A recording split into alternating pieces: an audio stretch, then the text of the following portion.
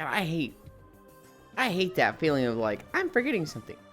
I'm forgetting one thing. Surely there is one thing that I have not paid attention to that I need to. I can't think of it right now. But I don't think I got everything. There's nothing. That I'm gonna find it in like 20 minutes. Be like, oh fuck this. Hi smile. Hi smug. Hi air. That what you are wearing? Damn girl. What? Fuck you. Hi devil gated. Sup Dedge. Spin Pat. Let's start stretching. Flick air.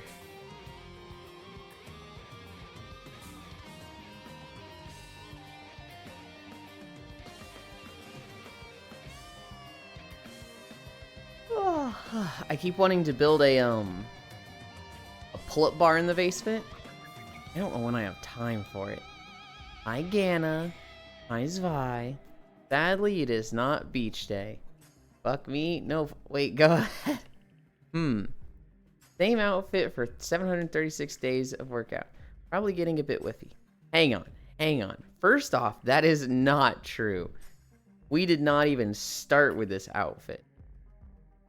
But fuck you, Spy. We don't even... You're wrong. You're just wrong. I don't need to get huffy about it. You're so dead wrong.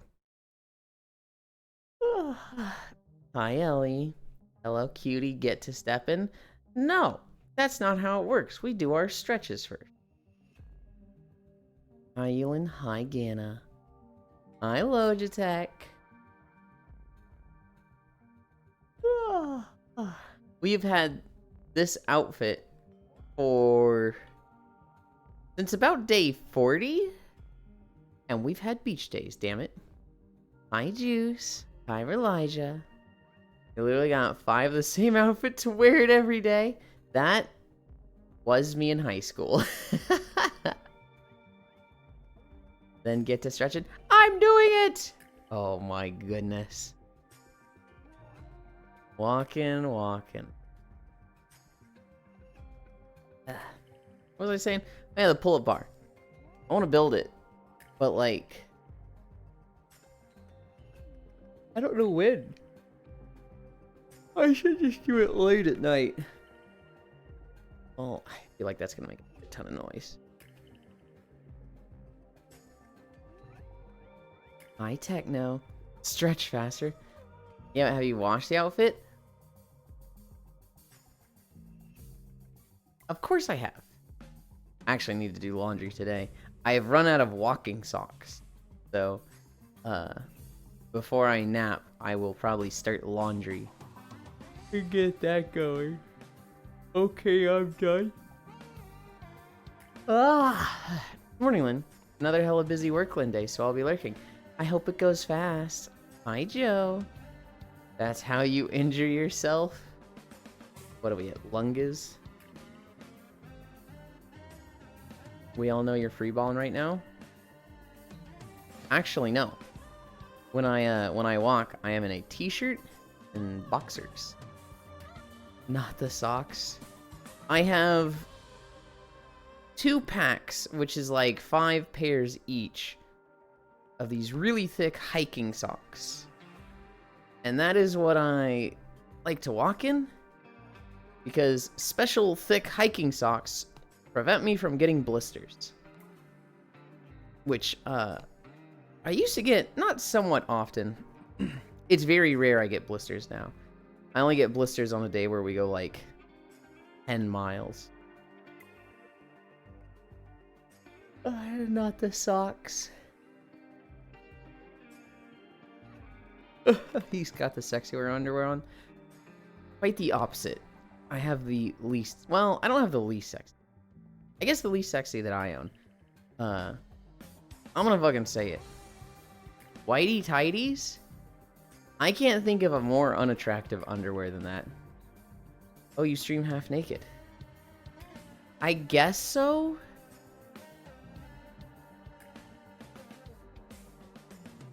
Yulin, walking towards you with no pants and shoes? Oi. Oi.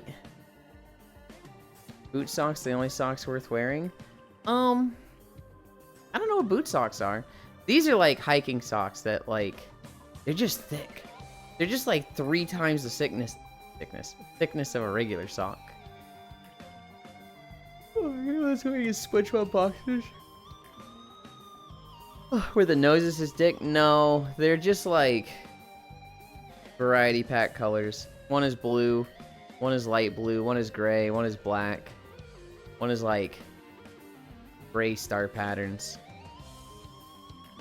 H&M bamboo microfiber. 1/4 socks with frills. Hang on. Hey, this guy has his name on his underwear. No. Give it some time and he won't even be half naked. Well, that was a lovely stream, but I'm going to bed now. But I'm going to need to borrow Lick Air Ugg for the next several hours for bed activities. We might even sleep. Good night. Good night, smile. Unhandy. Thickness is something that's important to you, and it is, damn it. Hi, Octal. You get blisters when it's regular socks. Hiking socks or boot socks? Okay. Hi, Wrath. Hi, Oni.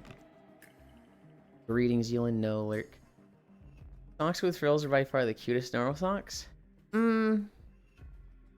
I typically don't like frills on clothes in general. I don't really have a problem, it's just not my aesthetic. Simply rest my feet, Nodders. Where was I? We're at hamstring? We're at hamstring. Oh. I swear I'm hardcore. See if you do your walks wearing Crocs? Hell no. Hell no. Mods, ban that guy. Ban that guy permanently and then unban him to ban him permanently again. Hi, Big Deck. How dare you suggest wearing Crocs for these blocks? You gotta mod me first? Look, Ellie. I'm not saying that you're not mod material. I'm just saying that currently we're not looking for a mod of your proclivities. And don't call us, we'll call you. I can't believe this. Hi, Leon. Mods, nibble that guy's fifis. What the?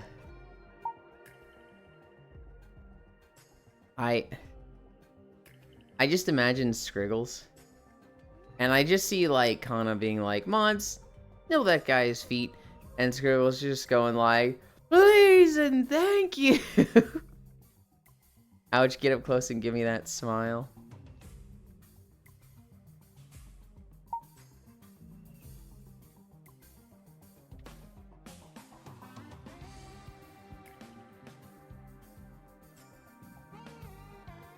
Bonk.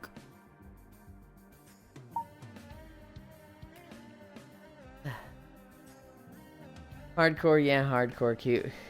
You don't want too many mods anyways. They can change the direction of your stream very easily. There are very specific things I want in mods.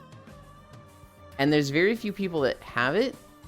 And so I just don't have, like, many mods. In fact, I pretty much have 0 active mods. It's okay, Yulin. I'll stay in my creative directive role. Weird chant. Less mods, more freedom. It's not so much, like, more freedom. It's... What is the downside of having more? One is all you need. An abrasive mod can make your channel something people don't want to go to. So, like, there's a streamer I watch. They're pretty funny. They're cute. They have a mod that, like, this guy is just so fucking obnoxious that, like, I don't go to her streams. Just because that mod is so abrasive and like off-putting. Because I know if she's live, he's gonna fucking be there. And it's like that is an example of modding the wrong fucking person. I don't know if it's like her boyfriend or something. I just know that she's live, this dude's always there, and he's very like, how do I word this? He's almost like a territorial dog that like is very quick to tease and poke fun of other people that are like just coming in and new, and it's like he makes her laugh. She finds it a little funny, but she's always like, "Oh my god, stop! You can't do that. They're new. Be nice." But like she's laughing at it, and so it's like whatever. They've got a good dynamic going on. He enjoys this. She clearly enables it. Are they green? What do you mean, are they green? Are they like new to stream? Actually, I think I know what you're talking about, Octomage. Yes. Yes, they are. Holy, that you actually know who I'm talking about? I'm like, oh shit, wait, what? Hold on. I'm gonna... I gotta DM you real quick, Octal. What did this idiot DM me? Oh, I sent him a meme. Acknowledging it. A good friend.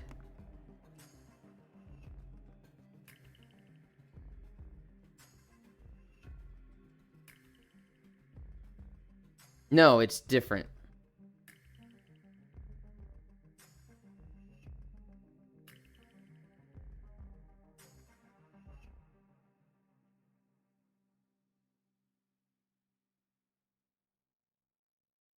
I love you, Cairo.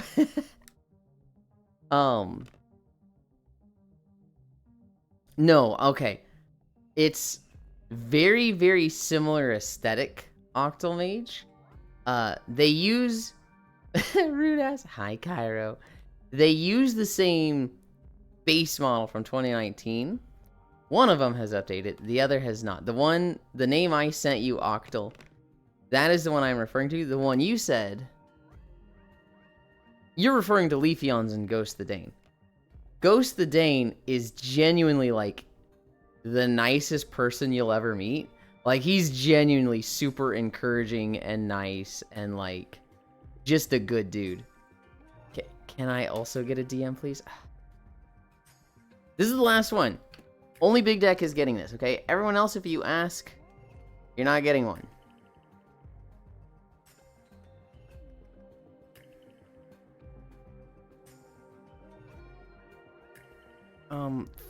What do I DM you?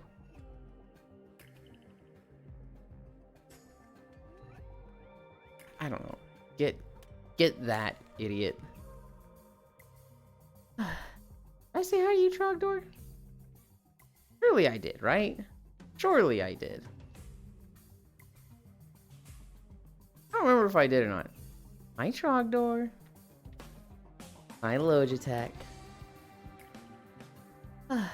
What do you mean by green? It can be a little off-putting in smaller streams if you join chat and it's a solid wall of mod chats. Yeah, if somebody has like all mods and VIPs and you're like the one person that's not even subbed, it's like, ugh. I've personally never felt that, but I know some people do. What do you mean by green? Yo, Lamau, outed. Thanks for calling me hardcore cute. I appreciate it. Rude ass. Comes with the socks. Can I also get a DM, please? Oh, do not send me a DM. Okay. I'll keep it a buck with you, Ganon. I do own those socks, so I don't have the ones with the frills. I want them now. Yay. Rip. Pretty rude, Elon. Hey, Elon, can you DM me your SSN? No! Yeah, I never seen a bad side of any of them. But people can have different experiences with people. The one you said, Octomage, Leafeons, she could murder somebody and then message me and be like, Euland, I murdered somebody. What do I do? And I'm like, okay.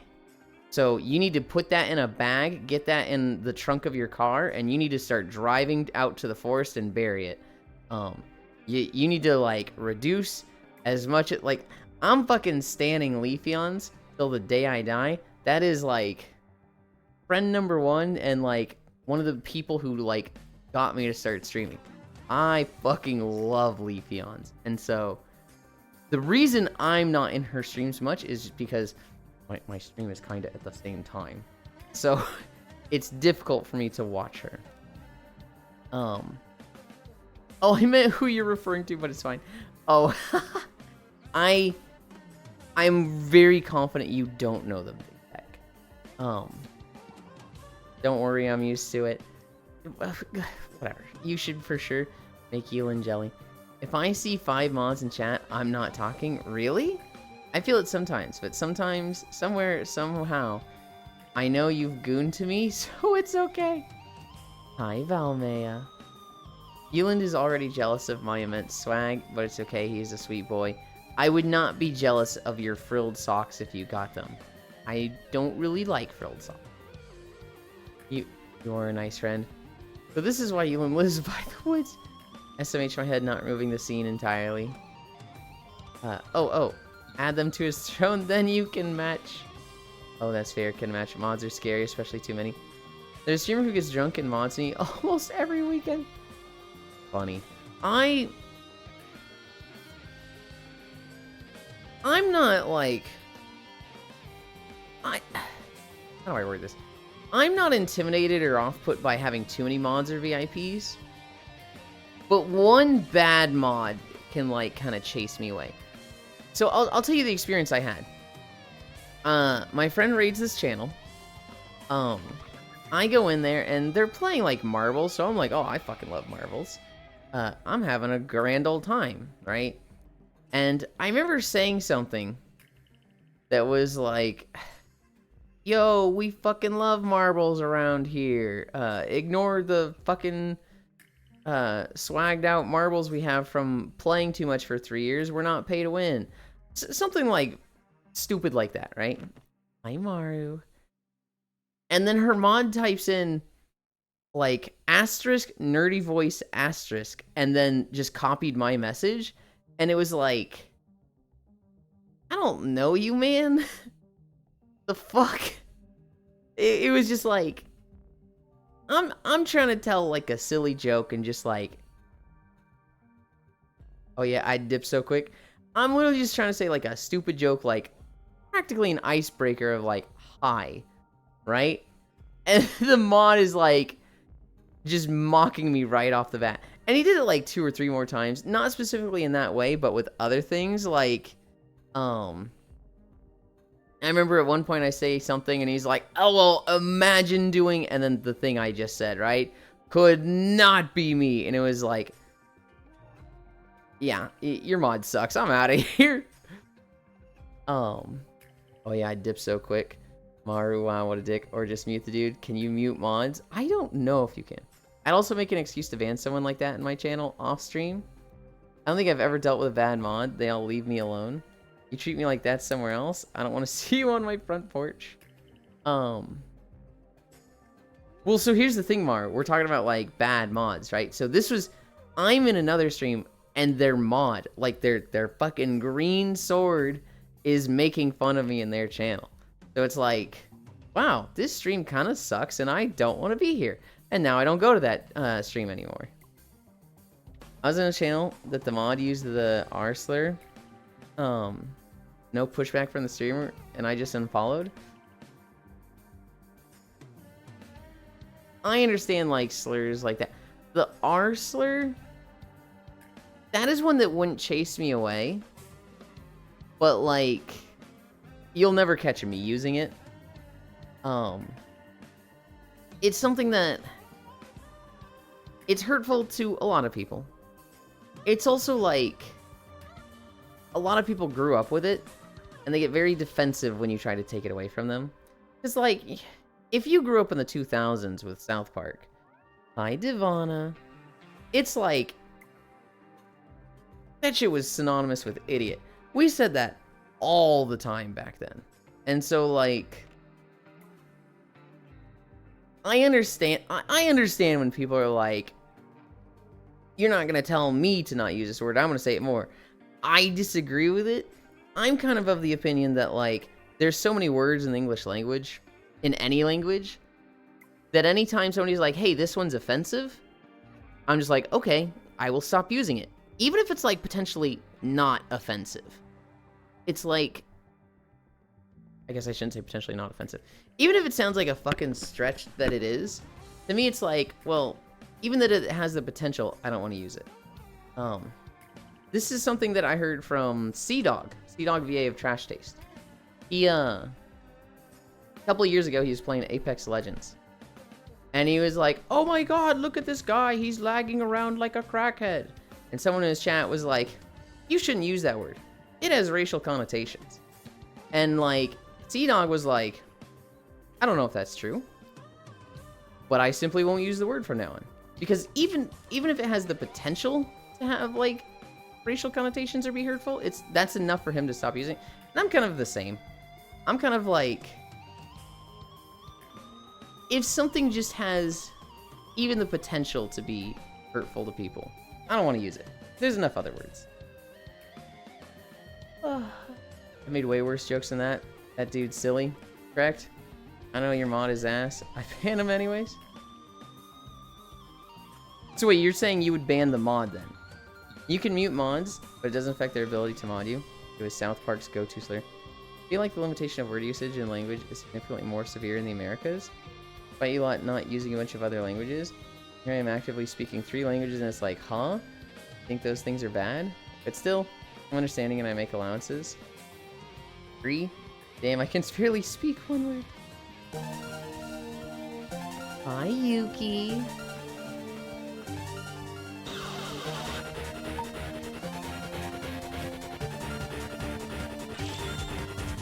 I didn't even see that you were live today.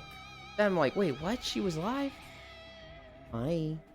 Thank you. Good job today. It's... I don't know. Offensive words is like... There's not really one for me.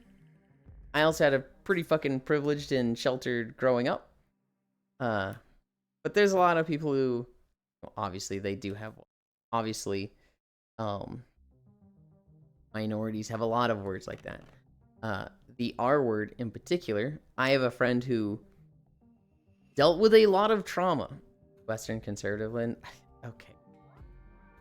I have a friend who dealt with that word a lot in a very traumatic experience. So for me personally, that's enough for me to like never use the word, not allow it in my channel.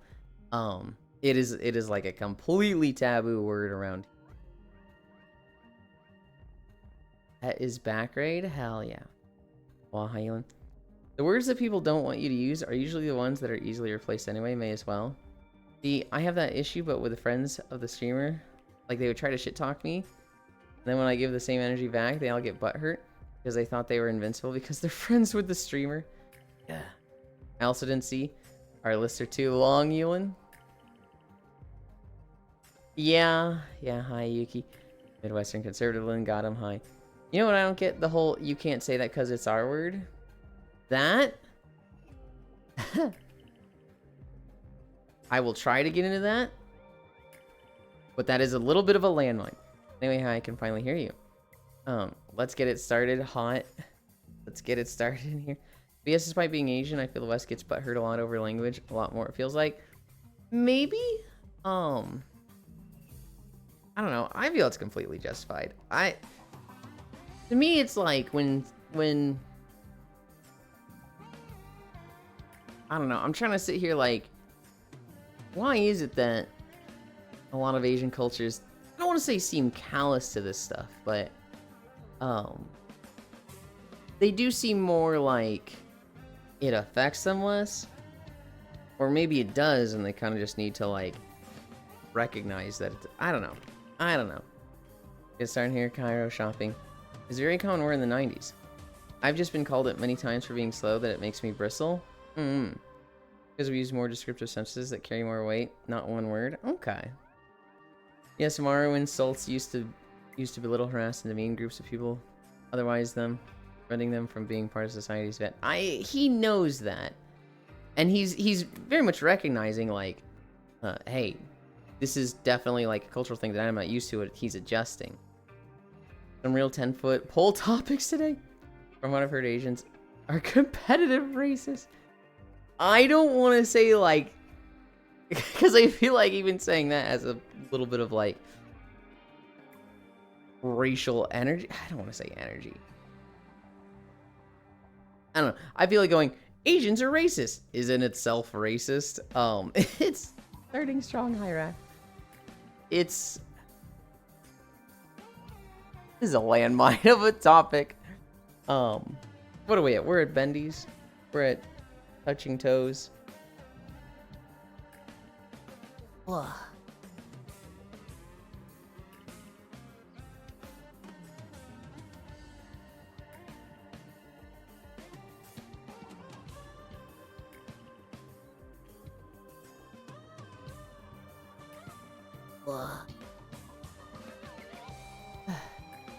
Sometimes people get offended when I call them cute. Correct, my Honda 2000 is way faster than your old ass Mitsubishi Lancer. Cuteland. Ew. Getting bent out of shade over the building blocks of language instead of what is actually being said with them is rather silly. Turn the music up, I love this song. It's... To go into what Ganna said with the R word. When a culture, okay, and this is the perspective of a white guy trying to understand it, but like let's use the N-word as a, they were brought over as slaves, they were freed but had nothing and basically put in indentured servitude. The laws have been stacked against them for centuries. For black people in America, it just like, it was like everything was taken from them. So like, as a kind of like an act of defiance, the N-word becomes their word. It's very hurtful coming from white people and others, but using it with each other, it's like, this is something we can do that they can never take away from us, right? It's a thing of like camaraderie of like, they cannot hurt us with this. We are going to like rise above it, and if they can take everything else, they cannot take this. And so like on one hand, like I used to think this too. I used to be like, why do they keep saying it? They just perpetuate, you know, the hurt and pain associated with this word. But it's like, it's very inappropriate to just be like, stop using that word. Don't say it anymore. Because that's kind of like trying to take one more thing. And like, obviously, slavery is not a thing anymore in the US. It is equalizing but with the rights and well-being. But it's like, it's just such a word full of history. And for them, pain as well as camaraderie. It's and again, perspective of somebody who's white, looking in, there's probably a million people that could describe this better than me. Whiter than snow, just saying. A Lancer or Evo. Oh damn, washing machine bleach level. I'm doing okay, just a bit tired. Also, how'd you know I had a Lancer? I don't know. I just know I wouldn't drive one of those. I see it as a rival car. What the fuck? I'm out here being stereotyped. Cami Stretch. We're at Cami Stretch.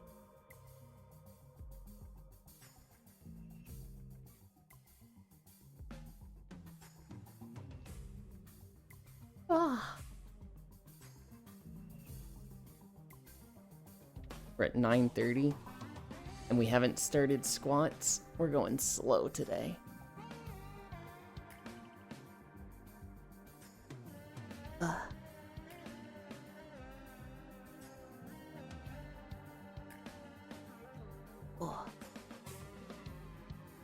Hi, Zuvi. Am I too late for the joke?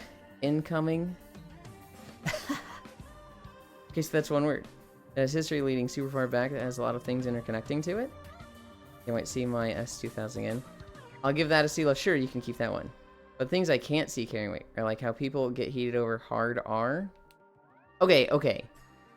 Hard R is like the same thing though. Hard R just references the N-word.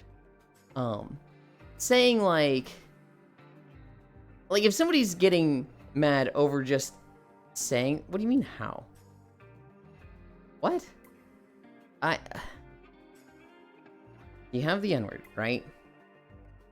When you end it with an A, that's typically how it's used between friends, with familiarity. When you say it with the ER, the hard R, that is typically the very racist way. That is how, racist white people would and still do say it. So if you say hard R, you're referring to the really bad way of saying it. It's like, how do I explain this? Basically, then give the same energy to say stupid or idiot. No, that's very different, Maru. Hard R specifically has that meaning because you're just referencing the N-word. It would be like, it's like, I don't know how to explain this. Hi, love. Hi, Freya. Hard R is used in mechanical terms? I don't know what mechanical terms it's used. The reason I'm having trouble explaining it, Maru, is because it's like something that's just... My example would be itself, because it's such a textbook example of such a case that I'm like, wait, they're not understanding the simple... Oh, shit. Imagine...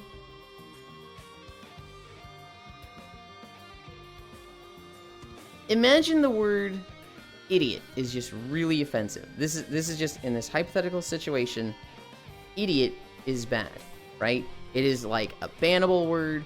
It's auto-modded in chats. If you say idiot, a lot of people go, whoa, that's not okay, right?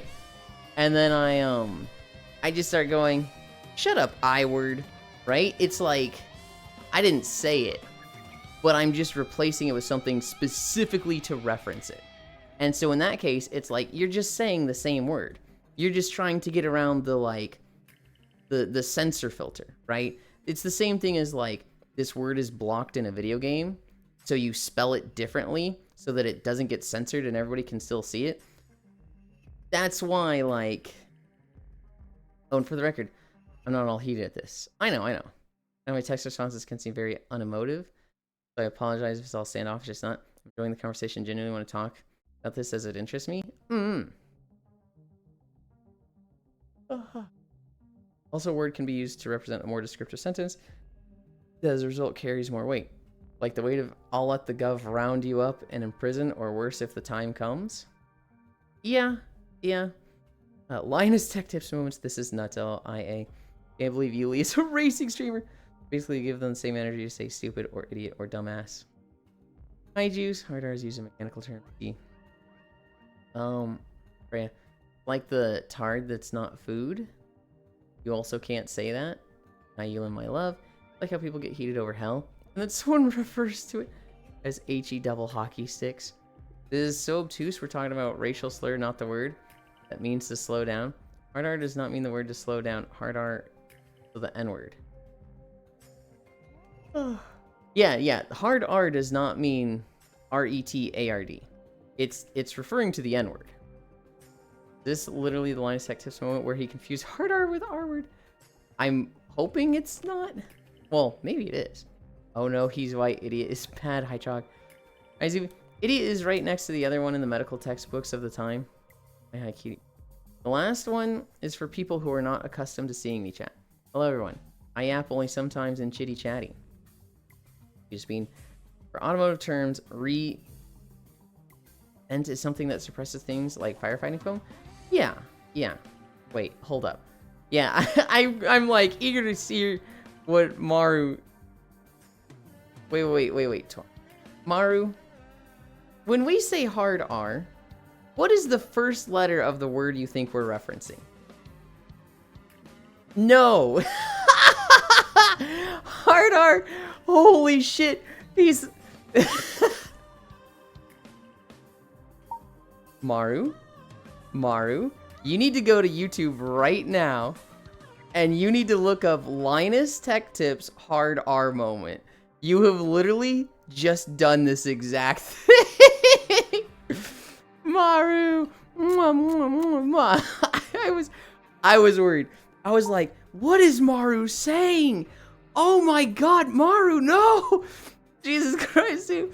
I was like, why? See, this is why I was so confused for so many years. Oh, okay. Okay. I was... Who's the guy? Who's the guy on the fucking Linus Tech Tips thing that's sitting there like, just wide eyes like, oh my god, what is he saying?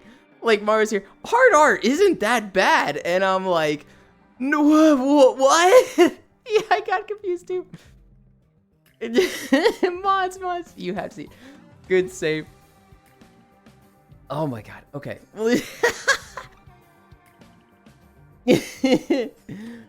Hard R. I think I said this a moment ago, but just to reiterate, hard R refers to the very, very negative and racist way of saying the N-word. It does not refer to R-E-T-A-R-D. Actually, there's two ways to say the N-word. One is very like familial. It's very not familial. Familiar with somebody. It's like a level of comfort. It's like what friends say to each other. And then there's the very, very racist, like hard R, where it's like, you know, the angry white guy telling the black kids to get out of the pool, like holy racism included type of way of saying it. And so oh my god. So yeah, learning about something today. Again, Maru speaks 3 languages and they live in Malaysia, so it's understandable of all people that something like this was missed by them. Actually just placement that obviously is just saying that yes, that dude across from Linus watching his life flash before his eyes. Dude, Leon, that was just fucking me right now, just like, what is Maru saying? 2, 3, 5. Watching his paycheck disappear now with the A or with the R. So yeah, learning something. One is tolerable and one is rude as fuck. Thank you. This is why. Even someone as old as Maru can learn something new. Is Maru old? I thought he was like 27 or 26. I always tell my students, language is not just a communication tool. Euland in later years, get off my lawn, you race. Cultural experience, Maru is baby. 1, 2, 3, 4, 5. You learn so much about people. I think Maru is way past 27. How they go about things. They can tell us in a moment if they want to. 3. Like 28. Way past 27. Of course.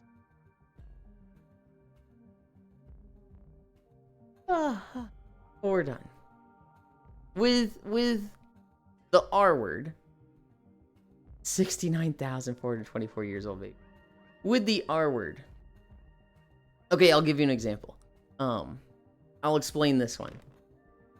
It was used basically synonymously with idiot. It was like a nothing word, right? Especially since culturally, it was thrown around so often, right? But language is constantly evolving. While it might not have been offensive 20, 30 years ago, it has very much become an offensive thing for a lot of people. To give you the experience of what happened to my friend and why I very much don't say it.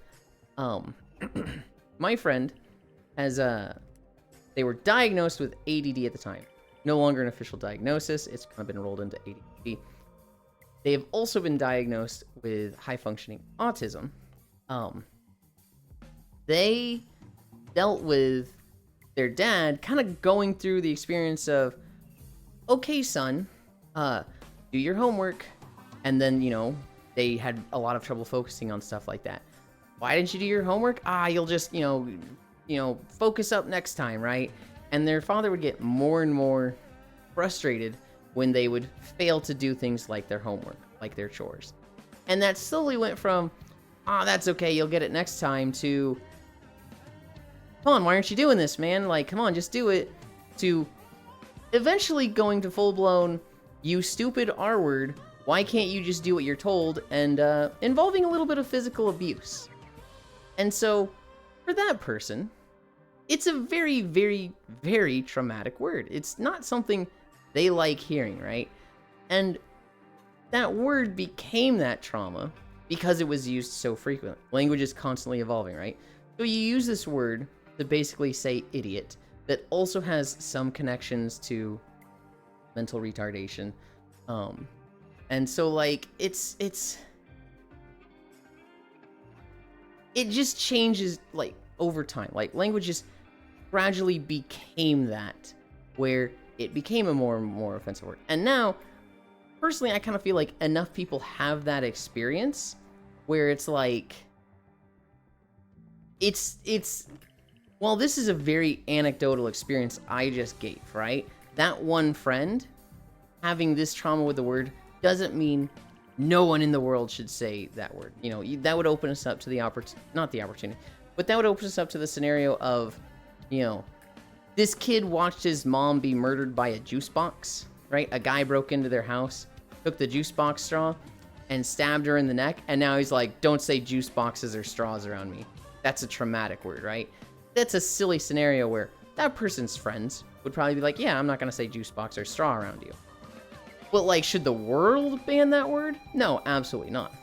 The world should ban a word when enough people have that experience. And with the R word, I would say that because it became such a popular word in the past, Proxy, it should now be like, we should be very hesitant to use it and throw it around so flippantly.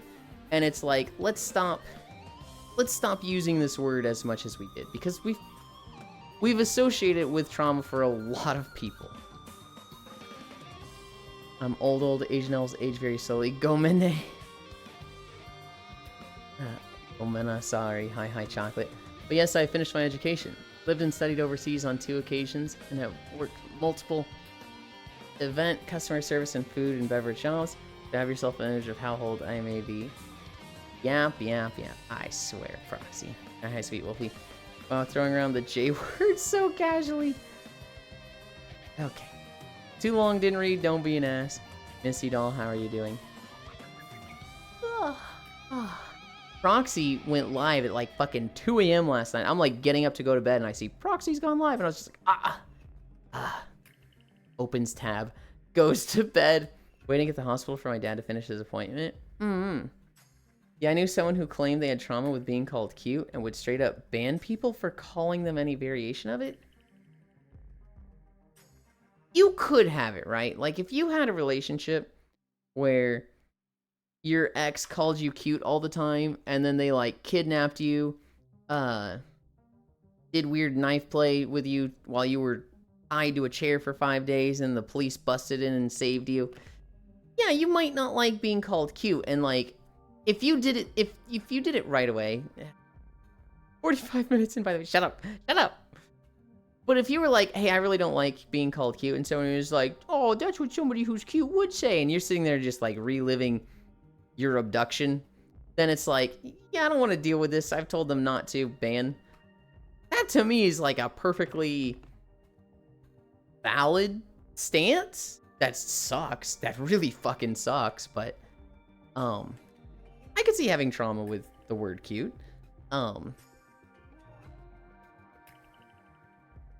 It's one of those things that like juice box.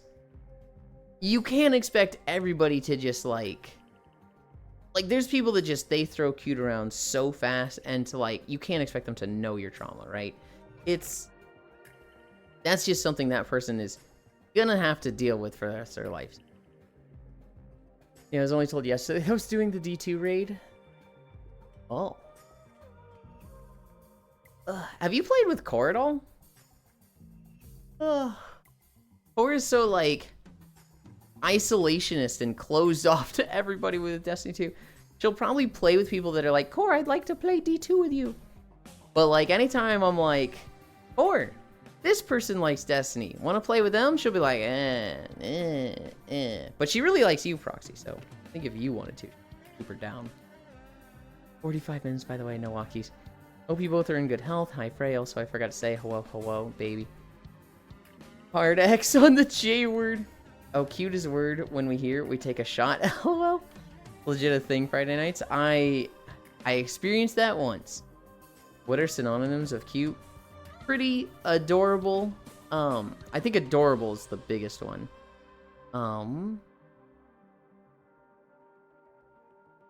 Adorable would be the big one. I don't think so. I have before, not recently. Only we know an Uma expert. Uma expert? Huh? Ugh.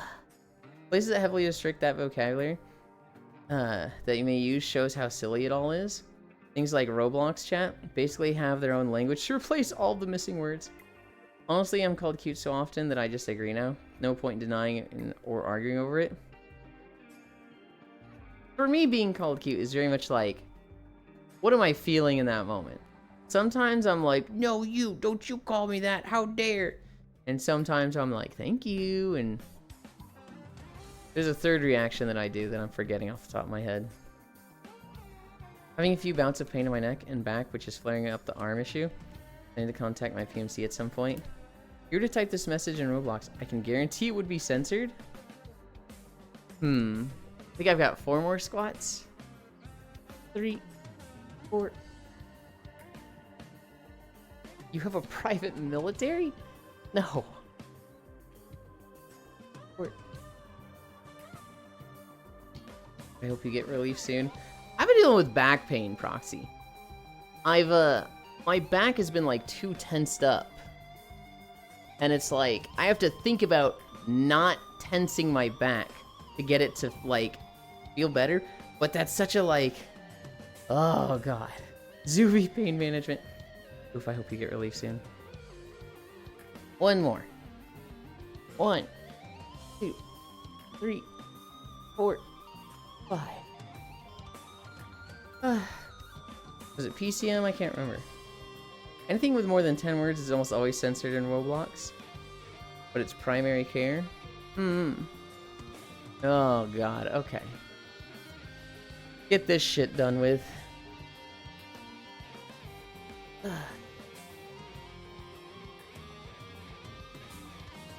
have a funny story about this British streamer who accidentally gave their close friend a slur for a nickname. This is the most innocent way possible. We actually have a story like that on this channel.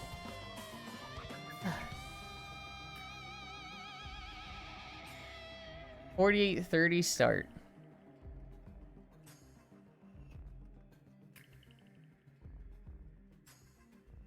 Two, 1, 0. 3 minutes. Yeah, humans is a crazy slur. No, so there's someone in chat who, I'll just say what it is. Their name is Aspie Alex. They're very sweet, very nice. I love seeing them. They have Asperger's syndrome. And so they took the word Aspie and put that in front of their name, and that's their Twitch name and online name. I don't know if Alex is actually their real name or not, but Aspie, in particular, is a somewhat derogatory term used to refer to people with Asperger's syndrome. You're not really supposed to use it much. Alex didn't know that. He just heard it as, you know, this is about people with Asperger's syndrome. And you talk to anybody with Asperger's syndrome, and they're kind of just like, huh? I didn't know that was offensive. It was just people with Asperger's syndrome. And so, like, I've had a conversation with like 2 or 3 people about this in the channel. We were all together. And the people that have Asperger's syndrome were like, yeah, I don't really consider that a slur. But I can see why people would look at that like that. But Alex had no fucking clue. Meanwhile, I've never heard that term used offensively.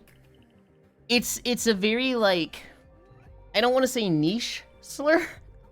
That's so weird to say. It has been used offensively. Most people don't use it offensively. But You guys know me. I shorten people's names, right? Devana Tendi. I'm typically not saying the whole thing. I'm just saying Devana. So when I was talking to Alex, I was like, I've never heard Aspie before. Hi, Micaiah. Also, Asperger's is apparently no longer diagnosed as used. Wait, really? Okay. When I was talking to Alex, I was like, I've never heard Aspie before. That's a unique word. Certainly more interesting than Alex. I was just calling them Aspie. And I had somebody be like, whoa, did you just call them a slur? And I was like, what? And then they kind of explained it to me. And I was like, oh God. And I talked to them about it. Now that's a butt. What the? Yeah, Yeland is a crazy slur. Here, it's PCP CAC, primary care provider. Oh yeah, that sounds about right. Now that's a butt. That's a burger I can get behind. 10, 9, 8, 7, 6, 5, 4, 3, 2, 1, 0. Oh. Oh. Okay. Where was I? I've never heard that term used offensively. I like Devana. Yelan calls me pro. You get proxy. Do you want me to call you pro? Large. It's kind of cute. So they call this person their precious little bean. But they also like to bully them by calling them a nerd. So they decided to combine bean with nerd, and yep, I had to explain it to them. I see where that has gone. That's so sad. And the USS Asperger's got merged into ASD. Autism spectrum disorder. Okay. There's more people using it dismissively, I've heard. Oh, that's so-and-so. He's a bit... Asperger's just got rolled into the autism spectrum diagnosis. Has it been lumped with neurodivergence? How large is booty is large, huge. Mount Ewan. Neurodivergence is not a diagnosis, but term used for any kind of neurological development disorder. When I got re-diagnosed in 2015, it was ASD, not Asperger's. Okay. Shake it while you lay there.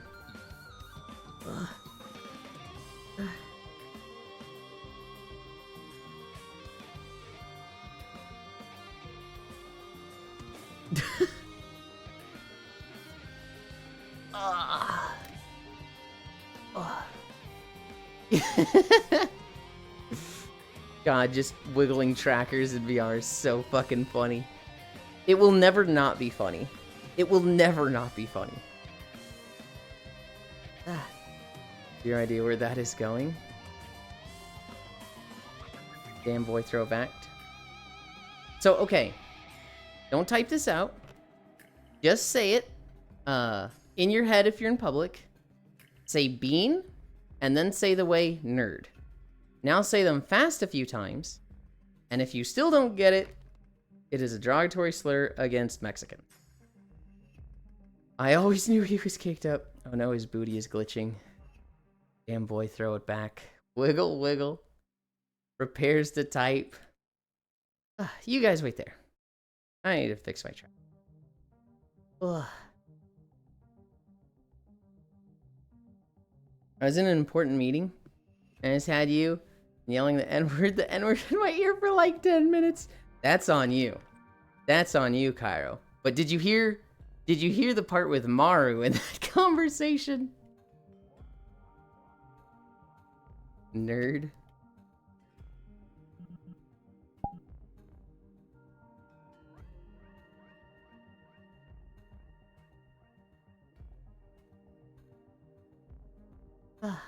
No. Cairo, Maru did the Linus Tech Tips moment of not knowing what hard R means. Sounds like a good meeting. He was just educating us what not to say. Okay, seems I didn't know enough Mexican slurs. You probably should know this one to not use it. It's... Huh? What the heck, Elon? These can be nerds too. I hate mobile. My son is nonverbal autistic, and hearing all about neurodivergence has been an experience. I bet. How? He's Malaysian, Cairo. English is his third language. Where are we going? I fixed my trackers. Guess it's time to just start walking.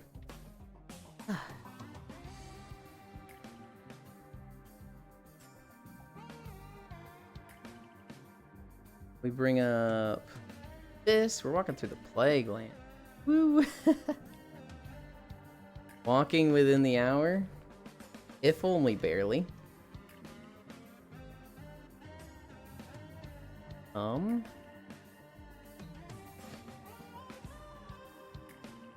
Oop. Yes. I don't have Wi-Fi. Okay. What do I need? I need to do this. Turn that off. Turn this on. Start manual workout.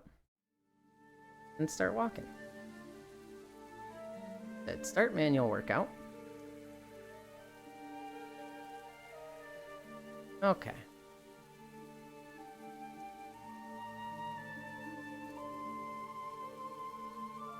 I'm sorry, Kyra. I understand. I am of a peoples that still skillfully eat with our hands out of choice. Can only ever receive and shake people's hands with our right one for reasons.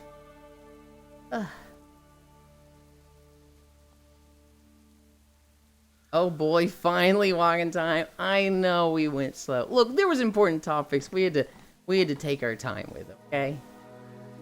I will go back to work. Oh boy, finally. Maru Kek. 56 minutes, I'm not surprised. Wait, Maru's Malaysian. How are you handling after the cop blew it up?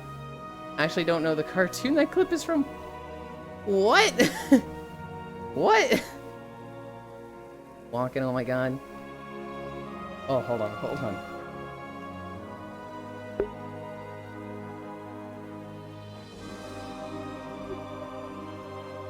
Ugh. You ever get that, like, oh, I need to cough. Oh, I desperately need to cough. Had that for a moment there.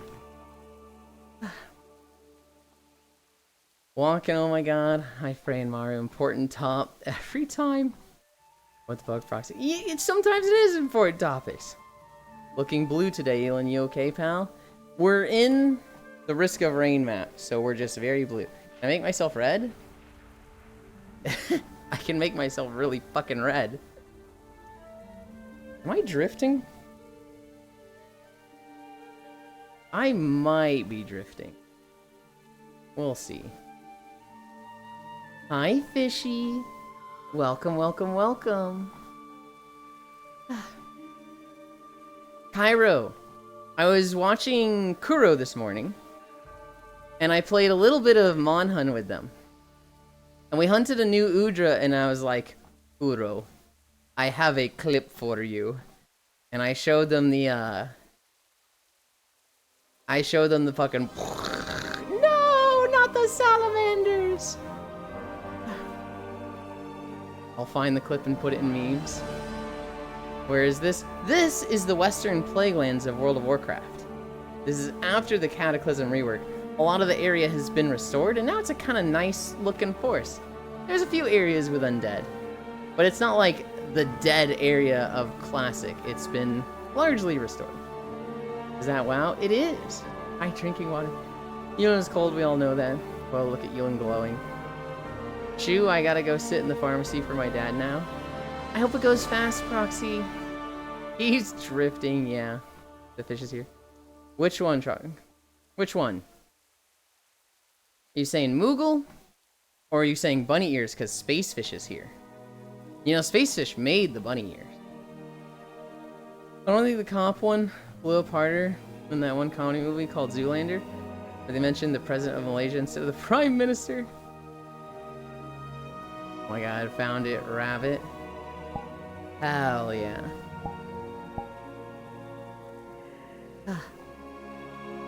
We,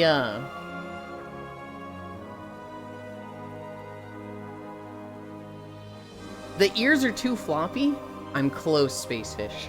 Micaiah, has been helping me a lot with Avatar. I was gonna do Avatar work with them yesterday. I was gonna like ask them 3 hours into Cairo stream, like, hey, you want to do Avatar stuff? But like, I ended up just having a lot of fun with Xenoblade and what we were talking about. And so we kept going, and then it was like 4 hours and 20 minutes, and I was like, it is too late for Micaiah. I'm not gonna ask him. Look at them wiggle. Bunlin is close. Bunslin. Hot Bunslin? Hang on. But eventually, soon these rabbit ears will have more... What's the word? They will be firmer. They will have less, like, side-to-side sway. But I don't want them to be, like, zero fizz bones sturdy. I'll be impressed when the leash is working. Firmer Euland. Here's what I want to do. Gonna be firm. Yeah, it is Euland. Okay. I want to finish the Yukata outfit. Then I want to do a bunny outfit, and that's the one that'll have the ears. So instead of just bunny ears and tail, it'll be like the bunny suit, and that will have the bunny ears and tail. Then we'll probably do a maid outfit, and then I will probably do the leash. And I don't know if the leash will have its own outfit. Oh, I'll also do Keyhole Cat at some point. Those, I think, are for the most part going to be easy. The maid, the bunny outfit, the Keyhole Cat, I think those will be easy. Oh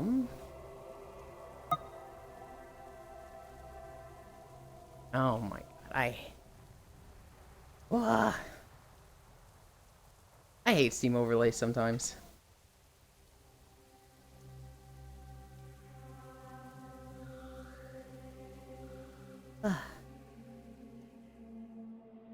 Ironmu. Firmer, Yelan's gonna be firm. Yeah, it is Yelan. Yelan got rock hard ears. What the heck? You guys can't just say it like that. The real question is, can we touch the ears? Dog Boy Yelan outfit for the leash? Dog Boy? I don't really know if I want to do a Dog Boy outfit. What even defines a Dog Boy outfit?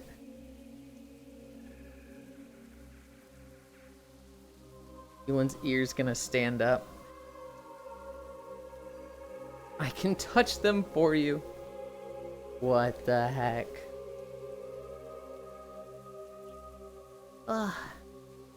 Nom. Hi, Harley. Oh, but yeah, Kuro was playing Monster Hunter this morning. I want to check the drift. Oh, we're totally drifting. Let's turn this off and back on.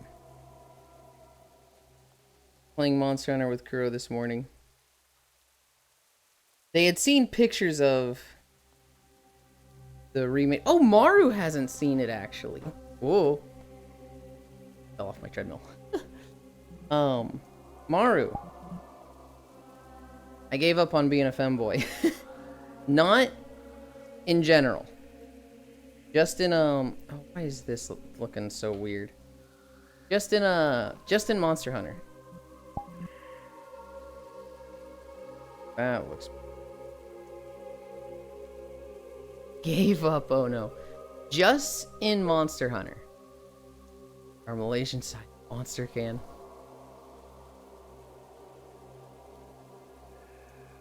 In Monster Hunter, I am now, super cute fucking gorilla.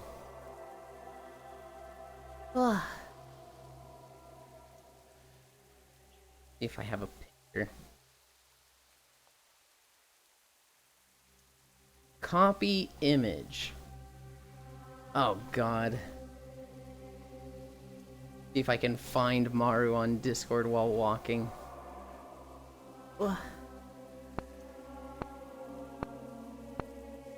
This one looks like Maru. Oh, yeah, the last thing I sent them was nudes. Okay.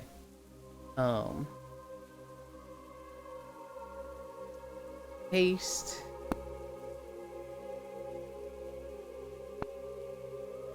That is what my hunter looks like now, Maru.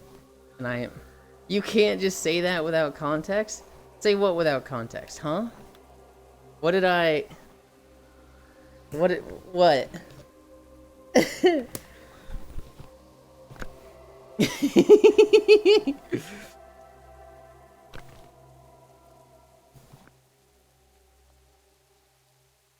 Whose nudes, though? Oh, I don't know. They look like they're from online. You guys know those AI pictures of, like, the spaghetti noodles that look like there's a hot anime girl made out of the spaghetti noodles? Yeah, I just sent nudes to Maru. They specifically asked for that.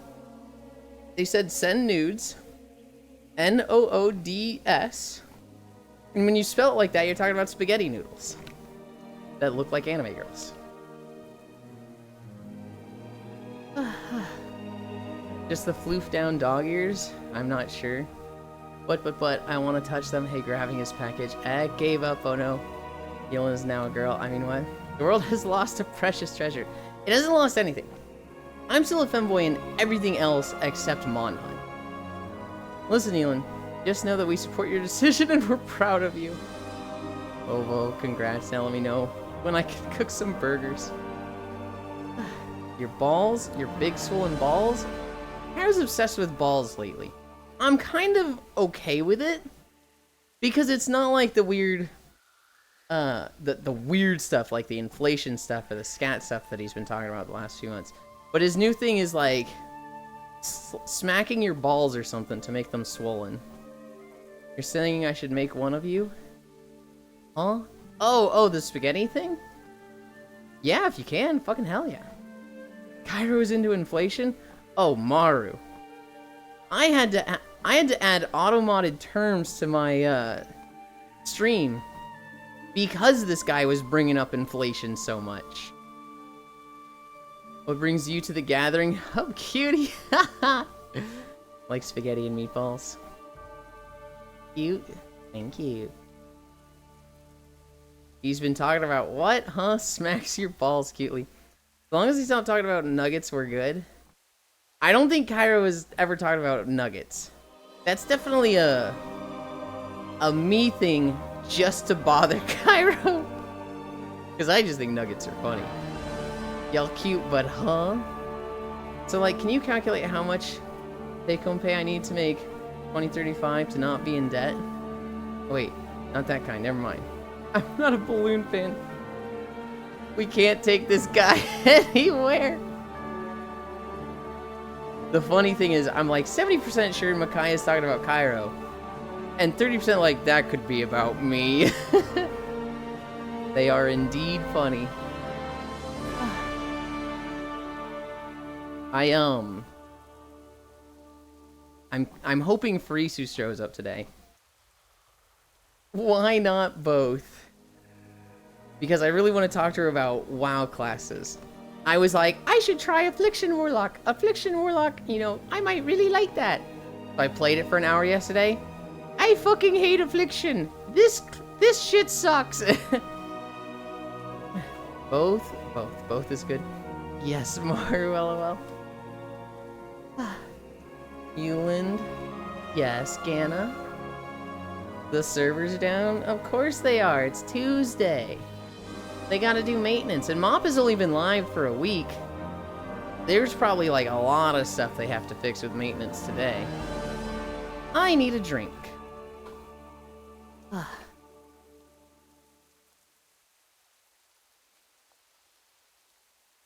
But you wanted to play? I know, but Tuesdays are the day. I'm like 30% of the way to 90.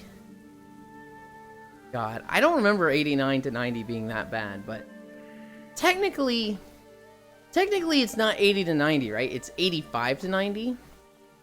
So you're kind of the equivalent of like 8 of 10 levels.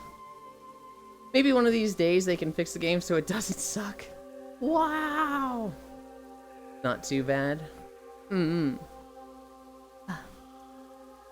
I tried Affliction Warlock. I did my Undermine stuff yesterday. And partway through Undermine stuff, I was just like, dude, I just don't want to be Affliction. This shit is ass. I'm going back to Demonology. I don't know, Demonology is weird, because, like, I'm good at it. And I do enjoy it. I just get bored of it really fast.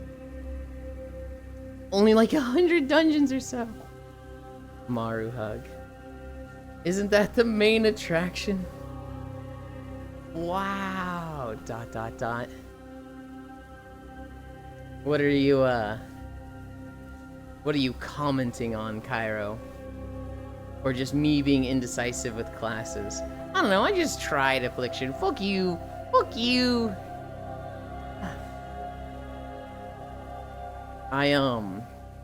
We played Xenoblade with Cairo yesterday. Commitment issue, Lynn. We played Xenoblade with Cairo yesterday. We had gotten to a new area, the snow area. So literally like 4 hours yesterday was just running around exploring this area doing side quests. And just yapping. A very pretty area. Dylan just likes edgy classes. I think the opposite. I don't really want to play Death Knight, Demon Hunter, or Warlock. And those are the 3 edgelords. All 3 of them are just like, eh. I was talking to Frizu, because Frizu's always been trying to get me to play Death Knight. And in leveling it with her Saturday, I was like, why don't I want to play this? Hang on. Those are the 3 classes I've heard you play? What? For the first patch of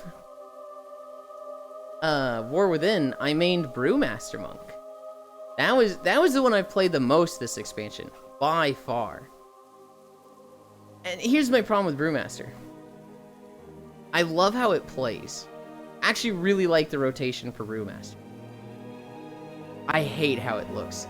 There's nothing less cool to me than Drunken Idiot in a fantasy world where, like, people are shooting fireballs, people are summoning demons, people are making literal hammers of light and slapping the shit out of people. Like, in World of Warcraft, there's so many cool aesthetics, and then there's just this guy who's like, I'm drunk, that's my power, and I'm like, this is so fucking lame. Is the drunken monk cool in other things, like a karate movie? Yeah, absolutely. Is it cool in Fantasyland? No, I think it's fucking lame. I think it's so fucking lame. L take. Uh-huh. Excuse me, Rock Lee.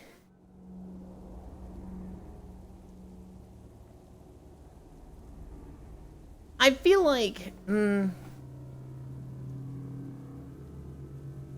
even in Naruto, I feel like it's kind of like, eh. I don't know. In karate movies, it's great. In Naruto, I think it's a little lame.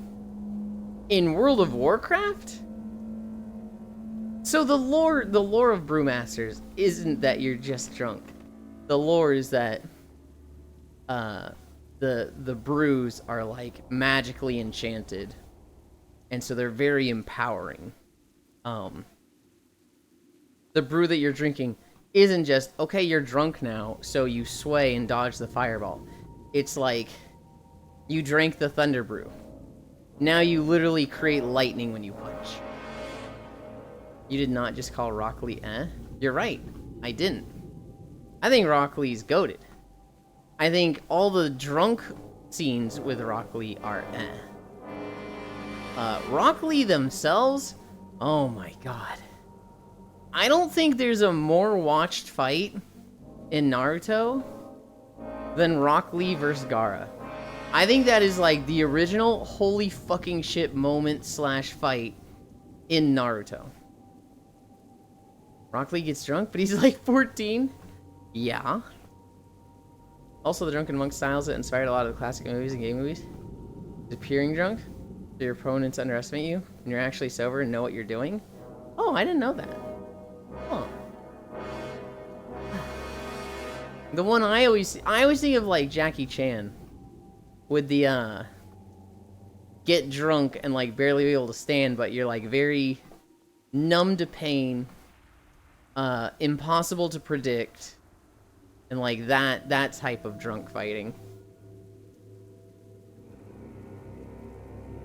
I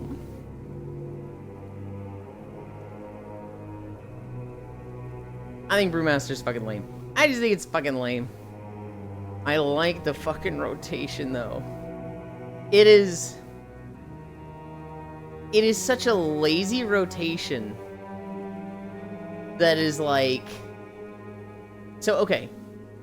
For tanks in WoW, and there's 6 of them, their big thing is active mitigation. You need to actively be doing a rotation to reduce the damage you take. So for Warrior, it's Shield Block. Shield Block is on a 16-second cooldown, and it lasts for 8 seconds. The numbers have probably changed.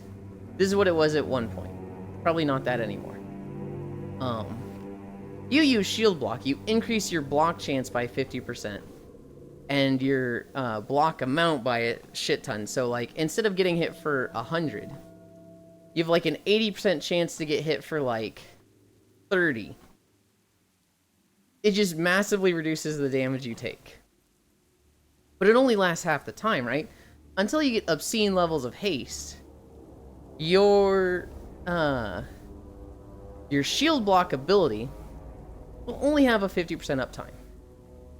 So what you do is you Shield Block, that lasts 50% of the time, and then you ignore Pain, which is a damage absorption that reduces all damage you take by 50% while you have this bubble. So it's like you put a bubble on yourself for 200 damage. You get hit for 100, you get hit for 50. You get hit for 100, that gets hit for 50. You take 2 more of those. Once you've taken the 200 absorb, once it's reduced to 100, ignore Pain runs out. By the time that runs out, you Shield Block again. So Warriors have this rotation of do this, then that, do this, then that, and kind of just cycle between those two things. In the past, I think Paladins are very different now, but when I was familiar with Paladin tanks, it was, they put up Holy Shield, which is almost identical to Shield Block. It lasts 50% uptime, and then they kind of just take unmitigated damage, but they have a heal that heals more based on the lower their health is.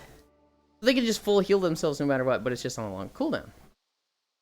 In the past, Paladins just piss themselves. Brewmaster monks, they have the least active mitigation. They have a thing called Stagger. Reduces the damage you take by 35%, and instead makes you take it as a dot over 10 seconds. So if you get hit for 100 damage, you would take 65. And then that 35 would be taken as a dot over 10 seconds. So 3.5, 3.5, 3.5, 3.5, 10 times. But the dot stacks, right? If you get hit for 100, you get that 35 dot. You get hit for 100 again a second later. Now that dot is 7. You get hit for 100 again. Now that dot is 10.5. Like, it just keeps adding up. And eventually you get to a point where the dot is matching the damage you're mitigating, right? If you got hit for 100 every second after 10 seconds, you're taking 65 damage. The dot is ticking for 35 damage. But they have moves to just remove that dot. It's a Purifying Brew. And it's just like 50% of your stagger just gone. And so, has Sir Noble found us yet, or is he just running around?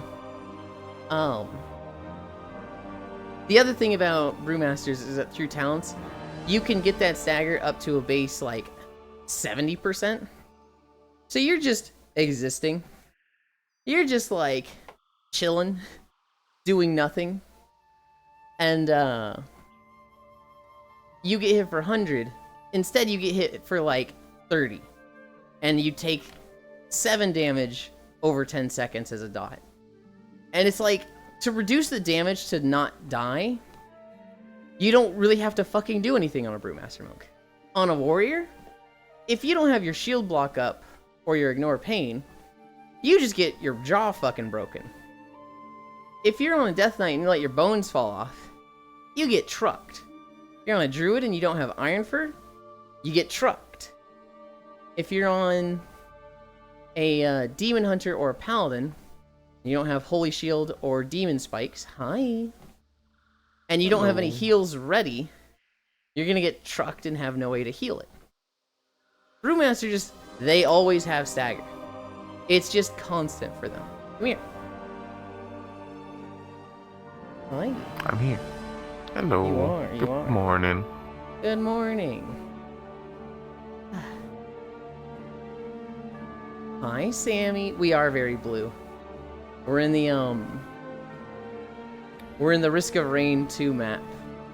It's oh, what is the name of this place? I always forget it. It's literally like one of my favorite stages because it's the ice stage. Rally Point Delta. It's got a good soundtrack. Dude, just everything in Risk of Rain. Go red. Whoa.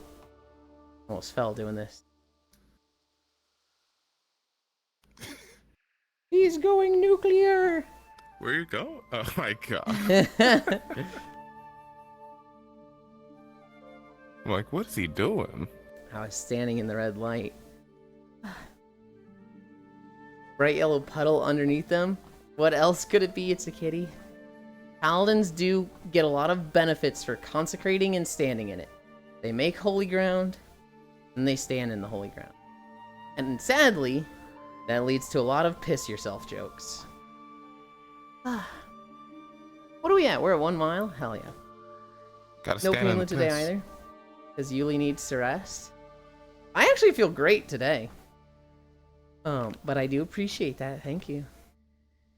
Sounds like the last week has been rough on you, walking wise. The problem is, like, I'll sleep on my back wrong, and I'll get, like, my back tensed up. And when it gets like that, it's very hard to relax my back. So it kind of just, like, stays flexed. And it's like, doing that just makes it perpetuates the pain in it. And so I really need to, like, really focus and think about not flexing my back and just relaxing the muscles in it, which is just really hard to fucking do. Sounds like you just need to lie down. I do, but like on my back. On a hard surface. A hard surface? Yeah. It definitely does not help spending time in the beanbag. Laying down in a bed is okay until I get on my side. I got something hard Yuli can lay on. Okay, buddy. Oh my god. Is it big enough though? How to switch the video audio with Risk of Rain music. We're not doing that. They didn't want the jokes. They shouldn't be standing in piss. I thought Consecration was a 2 all enemies for 3. Fucking what did you just say, Cairo? What's your record on stream? What's the most miles you've done? I think like 11.3, 11.7. It's average. Sammy, you is a prize. You need at least like a Queen XL. No, okay. He has not played Hearthstone, fake Warcraft fan. I did. I played during the Gadget Zan expansion. All I wanted to do was make Jade Warriors on a Druid. And I was like, okay, this is fun for 10 hours. I'm done. But you haven't even played Arclight Rumble? I haven't. Yolinda is a size queen too. Laying on your back on the floor while often helps with your back feeling wonky. You know what I really want to do? I want to make a pull-up bar in the basement. We used to have one before we finished the basement. And it was nice to just hang from it for 5 minutes. That felt so fucking good. But when we finished the basement, we got rid of that thing. And so now I'm like, we gotta get that thing back. And so, there's a... Pull-ups are a fun exercise, yeah. We have... well, I don't really want to do pull-ups. I just want to hang there for 5 minutes. Fine. It's really good to decompress your back to just hang like that. We have like a lot of scrap wood, and so I need to just like chop 2 sections of wood that are like 2 feet long, attach those to the supports on the ceiling, and then drill a hole in those and have a fucking circular piece go through them, connecting them, and then just hang from that for 5 minutes. I mean, if you're gonna be up there anyway drilling, you might as well drill like a good hook into the support frame that can take a lot of weight, you know? Why would I need a hook? For Blue Twitch. Okay, this is not gonna be in my room. This is gonna be in like the storage area of the basement. Oh, hook for Blue Twitch, holy. What? I'm just looking out for my influencer friends. You know? Okay. We we had a moment earlier. We were talking about words and their meaning and why some words are slurs and, you know, why you shouldn't say them and whatnot. Mm-hmm. And the topic of, you know, the N-word, yeah, that one's, you know, obviously there's a lot of reason for that one. But the hard R, like, why is that one not okay? And we're like, what do you mean? What? Whoa, what? And somebody was like, is this a Linus Tech Tips moment? What do you think the hard R is? Do you think it starts with N or R? And they're like, what? It's not R-E-T? And we're just like, oh my goodness. To be fair, the person I can see how you can fall into that trap. Mm-hmm. The person who didn't know is Malaysian and English is their 3rd language. So it's a very like, yeah, that's fair. That makes sense. But holy, for 5 minutes I was sitting there like Linus's buddy on that podcast, just like, oh my god, what is he saying? Oh my god. Like it gets even more granular for people like me, because I'm not from America. So do I get the pass with the N-word? I don't feel comfortable because that wasn't my country had a different history related to that and different words. I have never fucking thought about that, but holy shit. Yeah, that's a very American like thing that happened, was them using that word. Huh. In Jamaica, the word that we had isn't really as offensive, and it's just become like a slang term for a type of bird. Huh. Oh. I'm gonna read chat real quick. I lurk while I eat lunch. Okay, Sammy. Jade Drew would actually jump off a building. Played Hearthstone since beta and I didn't get that one either. How is the cute and adorable Ewan today? Hi, Nick. I'm good. He really just said, yo, I started playing Hearthstone and wanted to build the least fun meta slave deck of all time. I was into druids at the time. Hey, druids were kind of fun. They just get bigger and bigger. That was neat. You get to the point where you're summoning 13-13 and 14-14, and it's just like, yeah, have fun dealing with this. I wipe the board and clear all your monsters. Oh, well, here's a 15-15 and a 16-16. That was fun. What were your builds? I'm in Control Pally. Every Pally build, really. And dabbled in Priest. I really wanted to be good with Rogue, but I never got Rogues running. I never got them working. Even Murlocs. Next week's news. This just in, cute femboy streamer died today, and their legs exploded today after ignoring pains when it suddenly disappeared. Stay tuned, possums are the Scrungle Lords, or the spawn of Satan. The answer will surprise you after the break. They're Scrungle Lords. Possums are nice. You know, I know what man you are. I didn't meta hop, I was a Pally main. Well, Pally was meta almost all time as aggro. Clearly it starts with a Z. Murloc Paladin is cool and robusted. Noble is an American. New lore unlocked. Yeah, no, I'm Jamaican. Do you have American citizenship or? I have it now. Okay. You can win this Pally only if they had bad start hand.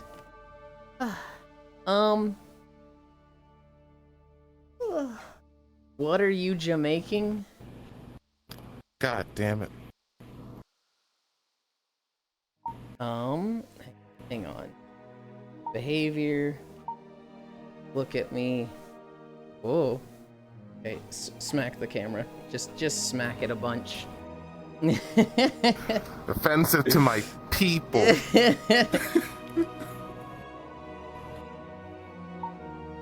Goofball.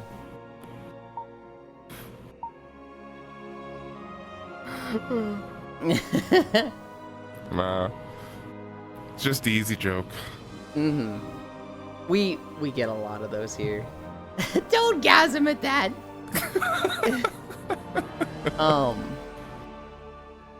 So Noble, have you ever played Xenoblade? No, but I've heard a lot about it. Okay. It's one of those games that, like, I can't read, like, who would have played it. It definitely, like, comes off as a game that you might have played. Hi, Kuro. I definitely like the designs, and from what I'm hearing, I'd like the writing. But yeah, I know what you mean. Like, you will meet someone who's not an anime fan, but also they like Xenoblade. Hi, Lopner. But his paws are so soft and squishy. What do you mean you don't want to be hit by them? Hi, Hal. I'm cursed by beans. So Kuro was playing Monster Hunter earlier, and they made a private lob. Oh wait, no, this was for Repo. They made Skibidi, I Ireland, good night. Sleep well, Kuro. Thank you. Good job today. So private repo server then? So no. So they were making a private repo lobby. Okay. And they made a password for the room, and they were like, "What do you guys think the password is?" And hi, Gura. Gura there actually guessed it right. It was Skibidi, because of course it was with Kuro. And I put in 80085. You know, just boobs. No, that's D's password. Yeah. But Hal was being silly and marked. They pinned my comment, and Kuro was like, "No, that's the wrong one. That's the wrong password."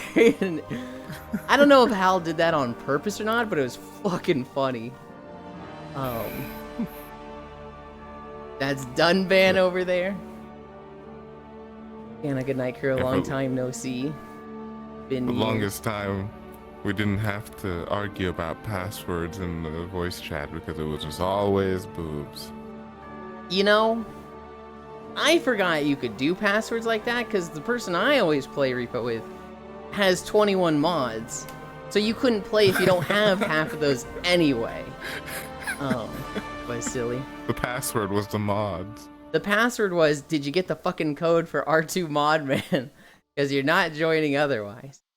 As it has, I've missed you. Hi, Lopner. No, so I've played a decent amount of JRPGs, right? I've played Golden Sun, like a ton of Tales games, a few Final Fantasy games. I know about Persona. I know a decent amount of JRPGs, right? Xenoblade. Here's how it fucking starts. In the beginning, there was a landless ocean. Just a big-ass puddle of water. And there were two giant-ass robots in it. And we're talking like world-sized robots. We're talking like Gurren Lagann, Earth-eaten sized robots. And they hated each other.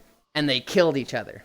And when they died, they became the planets that humans just fucking grew up on. And so you play as a Homs, which is a human, and your town, Colony 9, is on like the right foot. And so like their Earth, it's not a spheroid. It's not like a planet. It's their fucking world, their Earth, is literally a giant dead robot that has a giant sword coming out of its stomach, coming from a second giant dead robot. And it's like, they all know. It's not like it's so big they can't see it. It's like, yeah, you know, on a clear night, you can see the fucking hand up there. And people have explored around and they're like, we know we live on the Bionis, the big ass robot. And it's like, robot. It's like a story they tell your kids, like, if you're not good, the Bionis will wake up and literally all life on it will die because it'll start moving and like, what are we gonna do if it's like it's such a weird common knowledge thing. Oh, YouTube's loading. It's such a weird common knowledge thing that like their planet is just the big ass dead robot. And I'm like, what the fuck kind of world setting is this? That's fucking crazy. But it's really fucking cool. We live on the planet where you go into the woods and an animal can just nick you with his teeth, and that'll kill you. And everyone accepts this as a cost of going outside. Yeah. But that's there too. Yeah. So humans and other fleshy races live on the Bionis, the curvy robot. Mechons, which are robots, they're the people that live on the other robot. And so like the fucking equivalent of parasites living on these robots are also at war with each other. Is it the Autobots or the Decepticons that are trying to get to the sword though? No. It is the Mechons, which are kind of like Transformers. It seems like they can all turn into planes and zoom around. Okay. Those guys keep coming to the Bionis and attacking the fleshy races. The Homes, the Nopon, the Entia. The Nopons are these little fuzzballs they're literally like round with little like pointy arms and legs. Okay. And then the Entia... All I know about them is that they talk funny and they fuck. Yes. Okay. So, a character we have in the party, his name is Ricky. He is basically the hero of the Nopon. He is the hero pawn. What makes him the hero pawn? Outstanding debt. He owes a lot of money. So they said, well, you're the hero now. You have to do heroic tasks and go help people because this is how you're going to pay off your debt.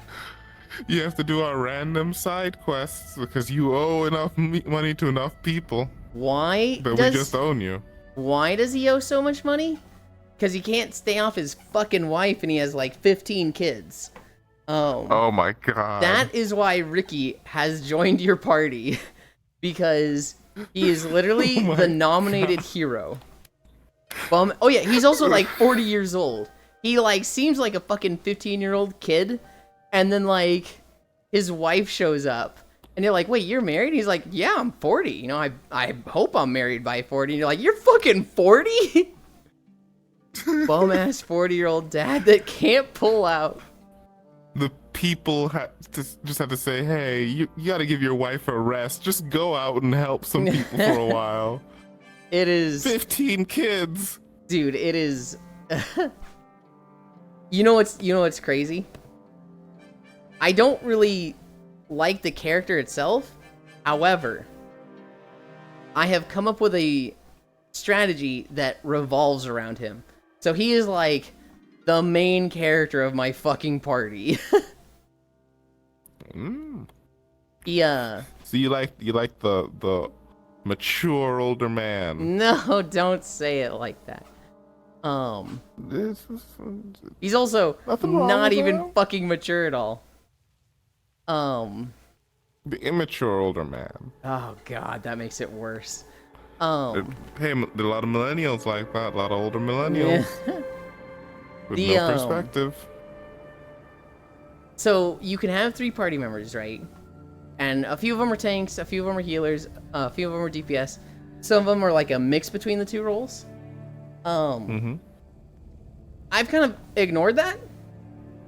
Although I do have a healer in the party. My strategy involves, there is a move called the Chain Burst. As you use attacks and abilities, you fill up the Chain Burst gauge. When it's full, you basically can use any move on each of your characters, regardless of cooldown.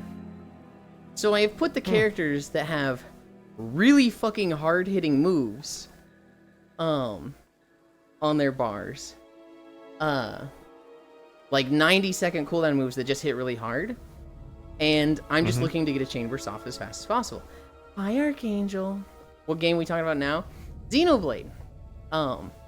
Ricky, he has a move called Happy Happy, which charges the chain burst by like a chunk. Oh.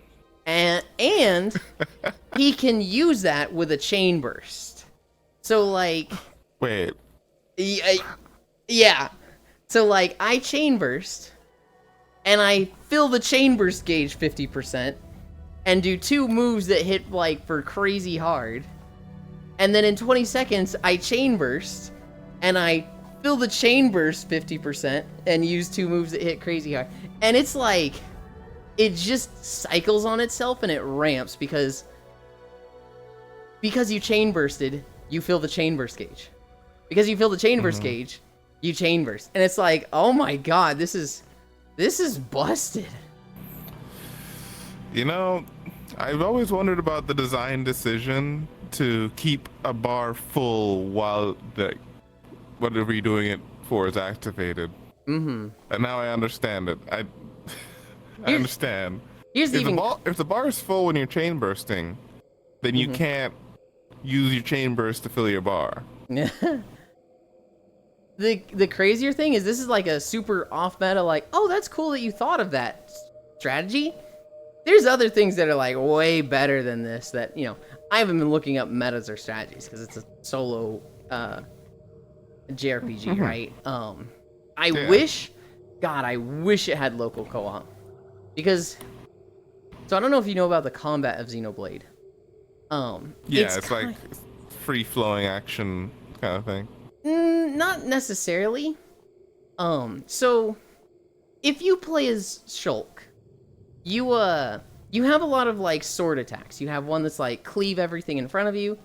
You have one that's like stab the enemy. If you're to their side, you do double damage with it. You have another sword attack called like backslice. If you're behind them, it does like double damage. And so with Shulk, there's a lot of like positionals, like be at this angle compared to the enemy, and a lot of sword attacks. He's very much a DPS character. But if you just do all your stab attacks and whatnot, you're gonna pull threat, and he can't really take a hit that well. So there's tank characters that have a lot of like threat generating stuff and a lot of damage reduction, and their stats are typically good for reducing the damage they take. And then there's also healers, right? There is one character that's like a healer DPS who she has a lot of elemental attacks. She has a lot of like utility attacks, but her main attacks are like you attack a singular enemy with a lightning strike. A second attack is you do a cone of fire in front of you and burn all the enemies in front of you. Hi, Noodles. A third attack is you apply a water spirit to yourself that applies regeneration to you. Using each of these elemental attacks puts a little like bubble of that element on you, and you can hold up to 3. You then have your like special move that expends one of those bubbles to do like a team-wide buff or debuff on the enemy. And so each one, it plays like an MMO class. Granted, I feel like they're very basic and simple. They play like an MMO class. Here's the thing though. You can only control one character, and you've got 3 in the party. So if you play Shulk, you play the main character, a fight starts, you might have a tank and the healer in the group. But if you just immediately dump all of your sword attacks, you're gonna pull threat and get your teeth kicked in. You kind of have to go slow. You have to manage your threat and let the NPC tank kind of do his thing. But you want to have your friend be there so that you can just all go ham because Yes. you all know what you need to do. Yes, I would love for Cairo to be able to play. Because I assumed that you were streaming together, that you were doing that because I assumed it just worked a bit like Tales, like the Tales games. multiplayer. unfortunately, no. It's just me playing. He's basically Dang. floating around like Navi backseating, being like, Yulin, attack this one. Yulin, you should probably heal. Yulin, you gotta go this way for the side quest. Yulin, look at this. Like, he's basically Navi doing a lot of backseating, although he knows when not to be annoying, because I kind of lose my mind at this combat. I am Good job, told Cairo. I am told it gets better, but there's one really conflicting thing in the combat. There is a stun effect you can do on monsters. A lot of the characters will have a move that does a break, and so this basically just reduces their armor. Then other characters will have a topple. This knocks them down for like a second. And then some characters will have daze, which if they're toppled, will stun them so that they stay on the ground for like 10 seconds. And it's really good to do the break, topple, daze combo. But there's no character that can do all three things. So you need to combine, characters that have break, topple, and daze. Here's the problem. The NPCs aren't good at following up. They're not good at following up. They also just don't fire off their abilities all the time. Sometimes they'll just sit on an ability. And you're sitting there like, I need you to break. I need you to break. Why aren't you doing it? Come on, buddy. And it's very much like, please do the thing. Please just do the With thing. how much love there is for Xenoblade, I'm surprised there's not like a mod you can use for that. There probably is. There's also, if anything, I would imagine there's a mod to make it co-op so that like a second and third player could be added. I think if that does exist, Kyra wants me to go through the original experience of playing it solo, because there is some merit in that, right? There is some merit of like, if you had 3 players and everybody could perfectly control their characters, and you're in comms and it's like, all right, break, topple, daze, and all 3 abilities go off in perfect sync every 15 seconds. It would probably trivialize a lot of the game. Yeah. Whereas, like, but some if you're of it, mostly there for the story, then I can see it being a good way to go through that. it would be too easy. Yeah, and well, if I want it to be too easy, I could just turn it to easy mode. If you die like 2 times in an hour, the game will bring up a big red bar that's like, hey, easy mode exists. Maybe consider that, you shit-ass sucker. And it's like, okay, okay. I love it. I love it when the games do the pop-up window when you die saying, hey, maybe this is too hard for you. Dude, it feels so bad anytime it pops up. It feels so bad. Oh, yeah. Here's the other thing that this game does that's fucking BM.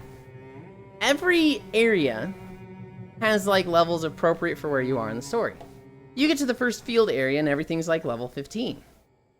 Except there's also some 87 mobs walking around that, like, if you get too close to, will just kick your teeth in one shot.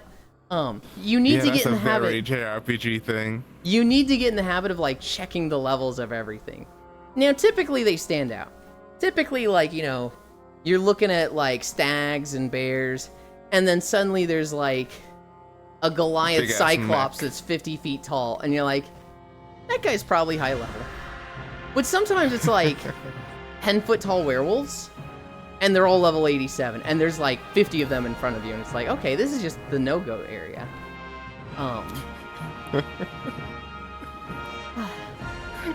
Getting in the wrong part of town. Yeah. Oh, I haven't heard about that game in a while. Yon hates the party system because the tank don't tank. That is my biggest gripe, is that it just feels best to play the tank because everything else plays around you, right? I was playing the healer at first, and it was like, even healing I would pull threat because the tank just sucks at tanking. When I played DPS, I pulled really fast. It was like, okay, I don't like playing the DPS. But like, yesterday I did just a few fights as the tank. And it's like, you front load all your damage, you pull threat, which just lets the healer and DPS do whatever they want. It's like, I don't like this.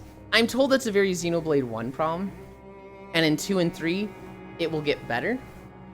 Also, apparently in Xenoblade 3, you don't have 3 party members, you have like 7 or 8, and just, you're playing one, but there's the fucking raid group fighting the enemy, so... I usually am the person who says, yeah, just go into a game, play vanilla, and have that first run. But recently, I've been convinced otherwise by a streamer named Alpharad was doing a subathon. And one of the things they did was with 3 of their friends, a co-op run of Deltarune Chapter 3 and 4. Mm-hmm. And that was just really cool, and they seemed to all really enjoy it, even with the issues and bugs that they had to work around. Uh-huh. So I think maybe there's room for doing multiplayer modding experiences like that. I think there's always an intended way to go through a game. And like, I'm not gonna say that's the right way to go through the game, but that is the intended experience to go through a game. If you alter that and deviate from that and still have fun, that's a completely legitimate and okay way to go through the game. If you deviate from that and you have a bad experience, I feel like that's a little bit on you for having that bad experience. Are you apologizing for what happened in Zelda? A little bit, yeah. I think I was wrong to play Spirit Tracks the way I did. I still think overall for stream it was a good experience. And like I've gone back and played Spirit Tracks, and well, I've done 3 of the dungeons on my own and been like, this is way more fun not rushing it down. That tracks, you're banned. You're banned, Zvi. You're banned forever. But like Legend of Zelda games, they're definitely designed, you are given a main story, but there's all these side quests that catch your attention. Go this way, go that way, go investigate this. And that makes the main story a better experience. That applies to Spirit Tracks, that applies to Breath of the Wild. I'm kind of taking big shots at somebody who might still be here because they don't like Breath of the Wild, because they're the type of gamer that they are given a main story quest and they're like, okay, I go do main story quest, right? It's very much, you've given me a task, I'm on it. I'm very similar to that. Like Breath of the Wild, I like Zelda, but I have to also add on that I'm a 2D Zelda fan because a lot of the 3D Zeldas just don't hold my attention. I enjoyed what I played of Breath of the Wild and its sequel, but I didn't finish either of them. Well, I think didn't even come close. I think that's okay, because I think the whole point of Breath of the Wild and Tears of the Kingdom is go off, explore, and do all the side quests. I think if you beat Breath of the Wild, the intended experience is after you do a lot of the side quests, if not all of them. There's 120 shrines in Breath of the Wild, and I feel like a good marker for when to go finish the game is you've done all of those. There's a number of side quests that are all very meaningful and interesting, and you should do those before you beat the game. If you play Breath of the Wild, like my friend did, you do the Great Plateau, you go to the Zora Domain, then you go to Goron Village, then you go to Rito Village, and then you go to Gerudo Village. Good night, Lopner, sleep well. And then you go to Hyrule Castle. You can do that in like 8 hours on your first playthrough, 8-10 hours. It's not going to be like particularly fun. The story is not that impressive. Like it's very, each area has its story, which is okay, but kind of small. And then Hyrule Castle is just, oh, Calamity Ganon is here. And you go deal with that and save Zelda. Right? It's very much like, it's not that interesting of a story. A lot of the story from Breath of the Wild, a lot of the interesting parts come from environmental storytelling. Of like, you find, you just climb up a mountain. It's icy, it's cold, there's a corrupted dragon at the top. Back home, welcome back, media. You find a corrupted dragon at the top, you save it from the corruption, it thanks you and gives you one of its scales. You use that to, like, there's just a lot of, like, just exploring and finding crazy, cool, and pretty stuff is fucking the cool part of Breath of the Wild. The story... The story is barely kind of thing. Mm-hmm. Like, I don't know what you want to call it. It could be a combination of my ADHD or just my personality, but I need stories to have a strong central story. I need a strong. It needs to be able to keep my attention. Like the game that did the best was strangely Ori and the Will of the Wisp, the second one. Okay. Because you can do a lot of side quests, and I did a lot of side quests. I 100%ed that game. Yeah. But the side quests weren't far off the beaten path. and the beaten path had enough like strong hooks to keep me in it. Okay. Breath of the Wild, as much as I like the characters, I didn't care for visiting the villages. Okay. So, and I think that's totally valid. Breath of the Wild, to me, it's like Elden Ring, where it's like the story itself, it's there, but it's literally like, go here, defeat big bad guy. Good job. That's the story of Breath of the Wild. Most of the interesting stuff comes from like the interactions with the character, the stuff in the world, right? Like you go to one of the stables, you talk to all the people there, and a guy's like, dude, I saw this like crazy horse on this mountain. It was glowing. It looked like it was magic. I keep going up to this mountain now and then, but it's never there anymore. I must have been hallucinating. So you read that and you're like, well, obviously we're gonna go to that fucking mountain and see this glowing horse. You go there and it's on Satori Mountain and it's like the fucking Lord of the Forest. It literally looks like the thing from Princess Mononoke. Hi, noob. You go there and like, there's a whole like interesting dynamic of catching this thing. You bring it back to the stable because you're like, I got this fucking awesome horse now. I want to ride this thing forever. And the stable's like, that is not a fucking horse. I don't know what that is, but we're not keeping it here. And you're like, oh no. And so like, you get to ride around on it. Keep it then. You don't. You get to ride around on it. And when daylight comes, it like just phases out of existence. Not like a video game phase out of existence, but like turns into petal blossoms and off in the wind. And it's like, that sucks. It sucks, but at the same time, like, this is a Lord of the Forest spirit that's like essentially a god. You're not catching Arceus in this game. It's like, I'll allow you to ride me for the night, I guess. We'll have fun with this. And then I'm out of here. It would have been cool if they gave you like an item to summon it or something. Even if they don't let you keep it inside the stables. Yeah, there's a few mounts in Breath of the Wild that they let you ride, they let you tame them, and that it's not trying to buck you off anymore. But like, you bring it back to the stable, and they're like, absolutely not. You can't bring any of the deers to the stable. They'll just be like, yeah, that's just a wild animal, dude. Absolutely not.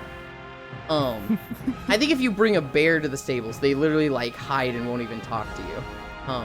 But you can mount a bear and bring that to the stable. Same thing with a skeleton horse. If you bring the skeleton horse to the stables, they're like, we're not putting a dead fucking zombie in the stables. Get out of here. The interesting part of Breath of the Wild and Tears of the Kingdom is by far the exploration. Although the story of Tears of the Kingdom did get somewhat interesting. This is another thing that definitely hit me hard is emergent gameplay. I like it. It's good. Overall, I don't want it to be the main point of the game. So that's my issue with a lot of open world stuff is they focus on trying to create a game where emergent gameplay happens rather than having emergent gameplay happen as a side thing in a cool game. What would be emergent gameplay? Just because I'm like, I don't know exactly what that means. You're in a BioShock game and you walk into a room. The enemies haven't seen you yet, but you see them in the dim light. You can also see an oily sheen on the floor. So you ready your firepower and shoot it into the room before the enemies can spot you, setting them all on fire. That's emergent gameplay. Okay. Emergent gameplay in Divinity 2? I think that's a good example of that. In Breath of the Wild? Yeah, in a lot of open world games, the point is the emergent gameplay. I would not say it's the point of Breath of the Wild, because most people don't use it, right? It's a physics game, so you can do whatever the fuck you want, and there's a lot of crazy shit you can do. That's the emergent gameplay. It's all that stuff with the hand and fusing and everything like that. Most people don't use it though. Most people are just like, I got a sword, I'm gonna beat the shit out of this enemy. I don't know if you ever encountered the Yiga clan. They are a group of ninjas around the map that try to ambush Link and kill him. And what people would do is they would find a traveler on the road that was a Yiga clan member. And they'd be like, this person is, they're going to ambush us. So they would go and find a rock. They would, put it into the air, like right above the Yiga clan member, and then time stop it. And then they would talk to the Yiga clan, who would be like, oh, your name's Link? That's the name of the person I'm here to kill. And they pull out their sword. And then when the conversation stops, the rock just goes and just crushes them. Yeah. And like, I've seen some stuff like that. It's not really emergent gameplay because you're kind of like using the glitchiness of talking to an NPC to freeze time around them. But that is emergent gameplay. Yes. It is using mechanics that aren't explicitly designed to do a specific goal to complete a goal regardless. So like, you have a firepower that can set enemies on fire, but it also can interact with the oil on the floor. And the oil on the floor being on fire interacts with the enemies. So that's emergent. Thank you, noob. I really appreciate it. Hope you had a fun time streaming. I saw that you were live at like my 2 a.m. And so I think I had your stream open, but it was definitely like 2 a.m. I'm going the fuck to sleep. But thank you. But I did see a lot of, I did see some videos where people would talk to the person, find out that they're a Shiga spy, and then just go back to the save and then set it up on them. To me, it was like, it's very easy to tell who the Yiga clan members are. Because, like, if you see a human standing along a road and not moving, it's like, okay, that's Yiga. Because almost all the regular NPCs, they walk up and down the roads. They are not stationary. Also, like, and this is, you see this once you're in the conversation. Every character has a name. So if they're a Yiga clan member and you talk to them, it'll say, like, traveling merchant, and you're like, hang on, why ain't this dude got a name? And they will always be Yiga clan that's like, I'm going to stab you. Yeah. I spent like 30 minutes save scum practicing parries and guardian lasers last night. Eventually just said, fuck it, and arrowed the fucker to death. Hi raiders, hi noob, hi. You will allow us to ride you? What the? I believe Link can mount a bear alright. Wow, that's undead hate, pal. Emergent gameplay is realizing you can abuse the game engine to play a different game. Currently, you're just describing gameplay. Story time. I mean, so emergent gameplay, yes, it is just gameplay now. But it is... Okay. The zombie does not have the intrinsic property of being on fire when you start. The oil does not have the intrinsic ability to set the zombie on fire. And the power does not just set everything in the environment on fire. Therefore, there's emergent gameplay when you use the fire on the oil to set the oil on fire. And when on fire, oil affects zombies to set zombies on fire. So it's, instead of being able to use the ability directly on the zombie and doing it one at a time, you can take part in the emergent aspect of setting the oil on fire to set a lot of enemies on fire at once. So what Zvi said though is, except the whole reason devs add things like flammable oil patches so it can be ignited in combat to burn either mobs or the player. I think the thing that they're misunderstanding is that emergent gameplay doesn't require it to be unintended by the developer. It's emergent from interaction. Zombie does not have the intrinsic ability of being shot in the head either. This feels like just a differences of opinion. And I'm like... No. Well, okay, you're basically wording is I'm just right here. And from my perspective, I'm trying to say, like, I haven't even heard of this before this, so I can't be like, wow, oh, you're right because this, or they're right because this. I'm like, I don't know who's right in this situation. I see the logic of both, right? You would both agree that emergent gameplay is, maybe glitchy or unintended, but things that are like... It can be. But things that are like an environmental effect, like the chandelier that you can shoot to fall on enemies. Is that emergent because it's not direct combat and you can't always do it? Or is it not emergent because the devs clearly intended you to be able to drop that on enemies and hurt them? It's not emergent if the chandelier is only placed in a few areas and used for set pieces. It is emergent if the chandelier is a regular part of the environment that you can interact with at any point.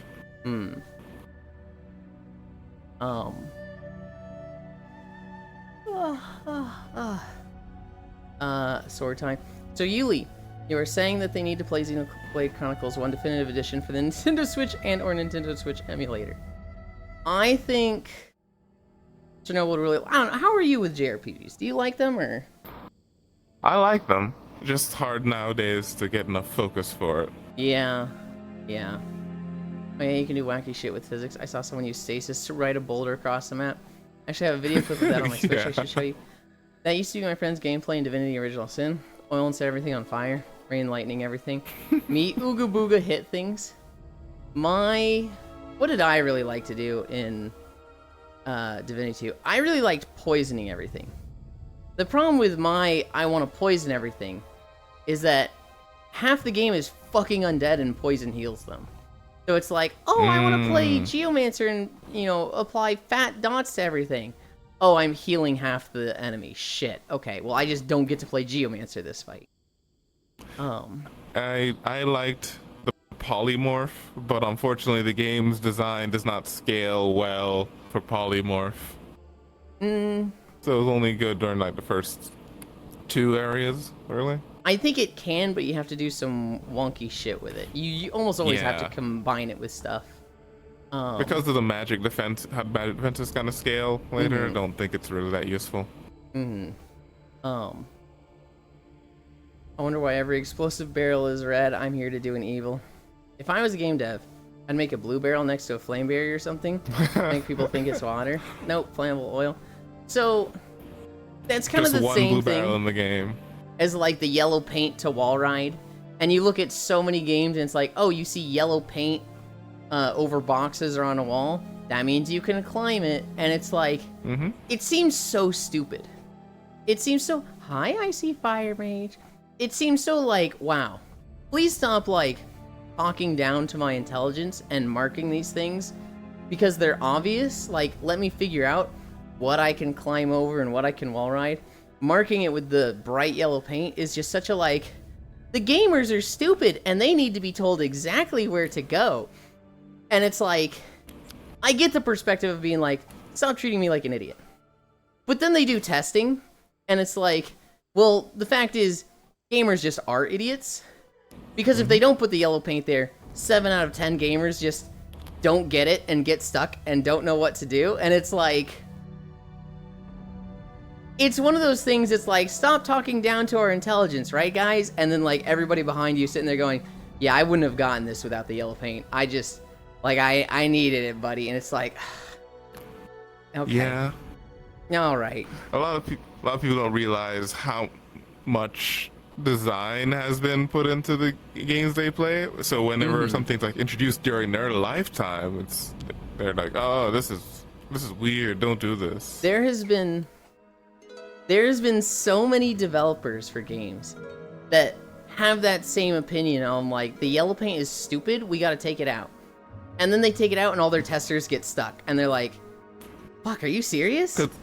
And then if you don't do the yellow paint, you have to do like, a texture that's clearly defined as the wall climbing texture, and then all your environments look like garbage when you spend all that money making them like look good, look realistic. It's the waterfall problem of, oh, there's a waterfall. They didn't put a secret cave behind it with a chest?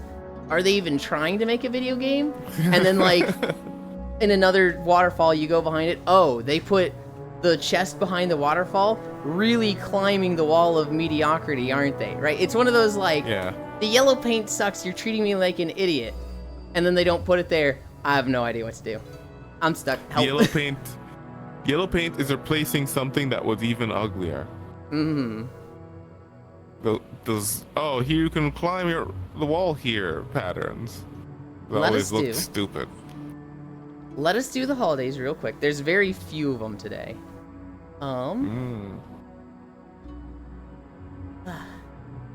Yeah. Where Gamer are spends an hour jumping in a box that is 3 inches taller than actual climbable boxes. we? Tuesday, July 29th.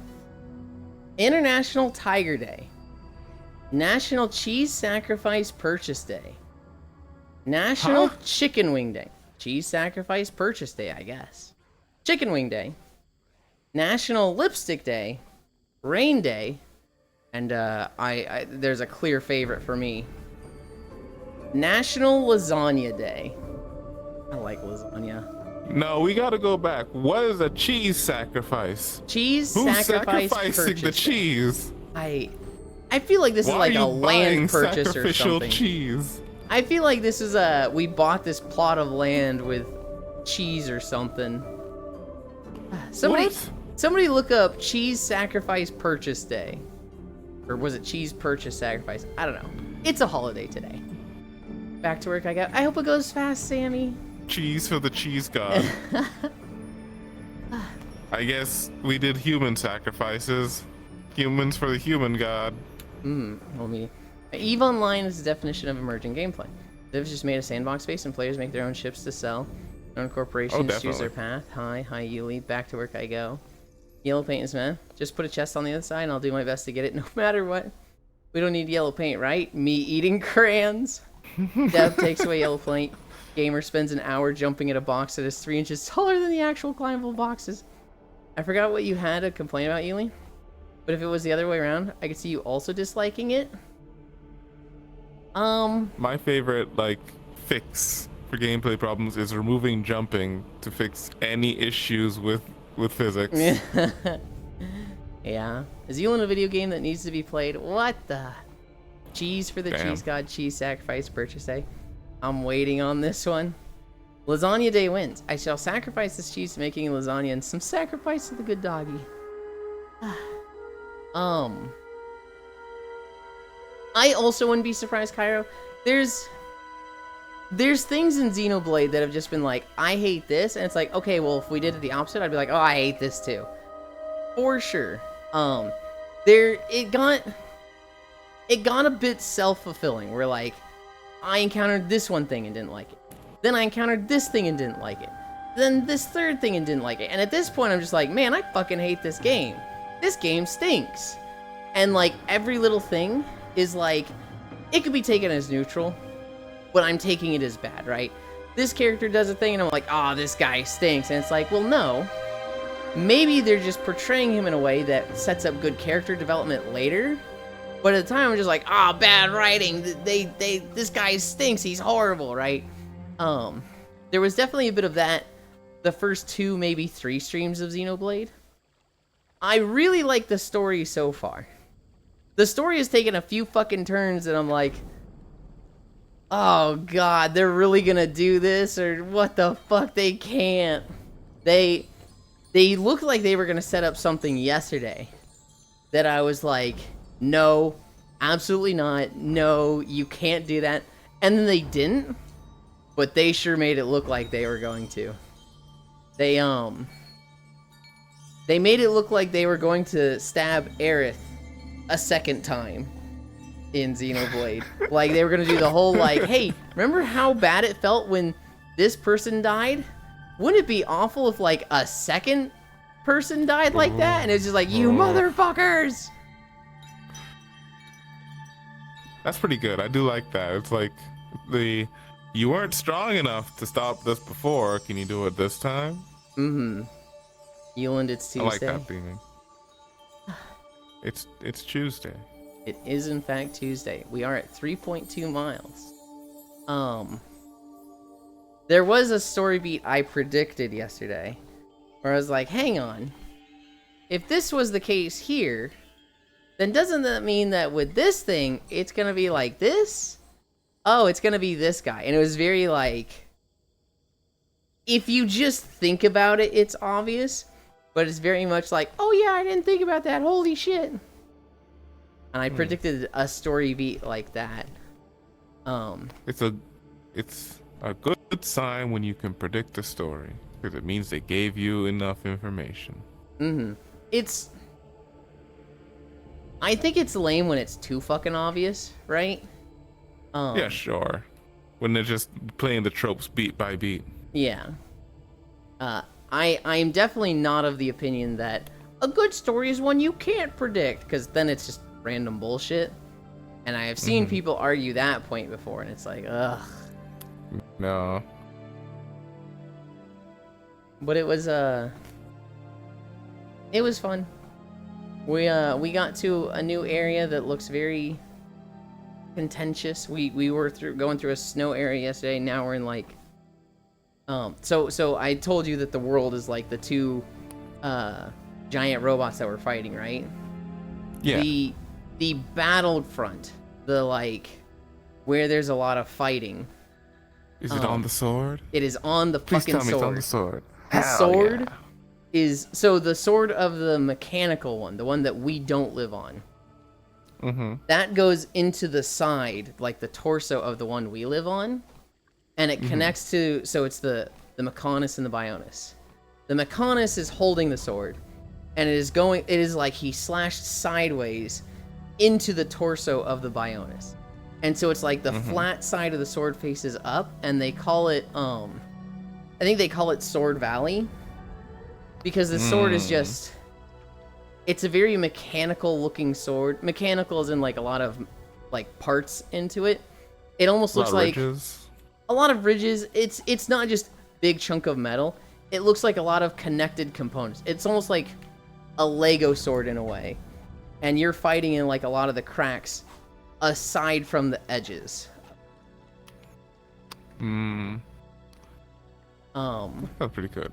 You have come the closest to convincing me to try this series. Like, I haven't avoided it, but I just never dipped my toes in. I might have to. I avoided it in the past. The setting sounds cool. The intro cutscene shows it very well. Yeah, I avoided it in the past because I had weird tribalism with Tales. I was like, Tales is the best JRPG. All the others are shit. I don't need to play them because Tales is the best. When I should have had the opinion of, I enjoy JRPGs. Let's play them all. For whatever reason, Pirate it. I was convinced the first one I played was the best one, and I don't need to play or try the others. Because, I mean, I just had so much fun with this one. I mean, you got a point. If you try another one, then it might be bad, and then you'll have a bad time.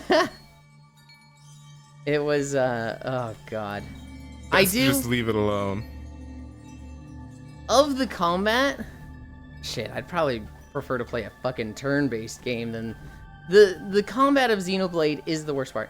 I do like the crazy combos you can do between characters, like Ricky with the chain gauge, and the other characters having heavy-hitting moves for, like, constant chain attacks going off. That's really cool to me. But, like, the auto-battler, but also you need to combine attacks with teammates who you have very little control of when they do it. I kind of fucking hate that. I also... Yeah, I definitely got tired of that after, like, Persona 3. I'm also very, very, like... The AI for the computers is just not that good. Hi, Kyo. And it's very frustrating. Building up a character as a tank. Giving him all the threat skills. Giving him all the skills and passives that, like, make him pull threat and be a tank.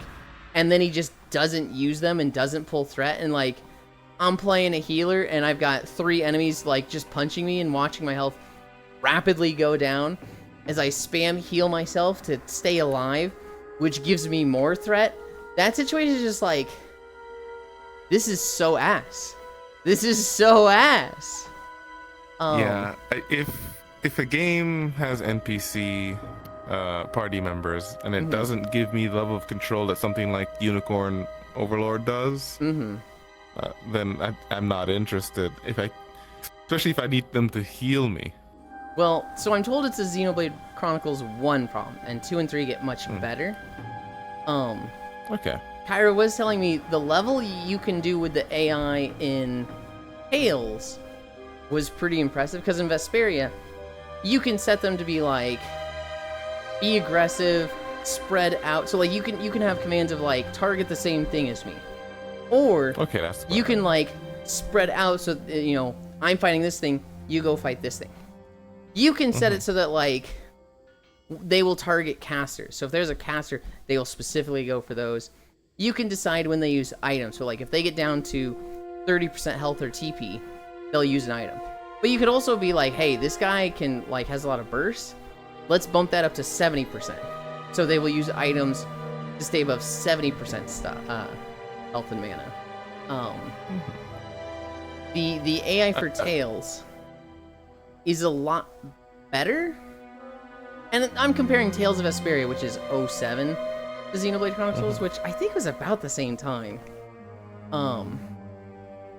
In Tales, you have a lot of like,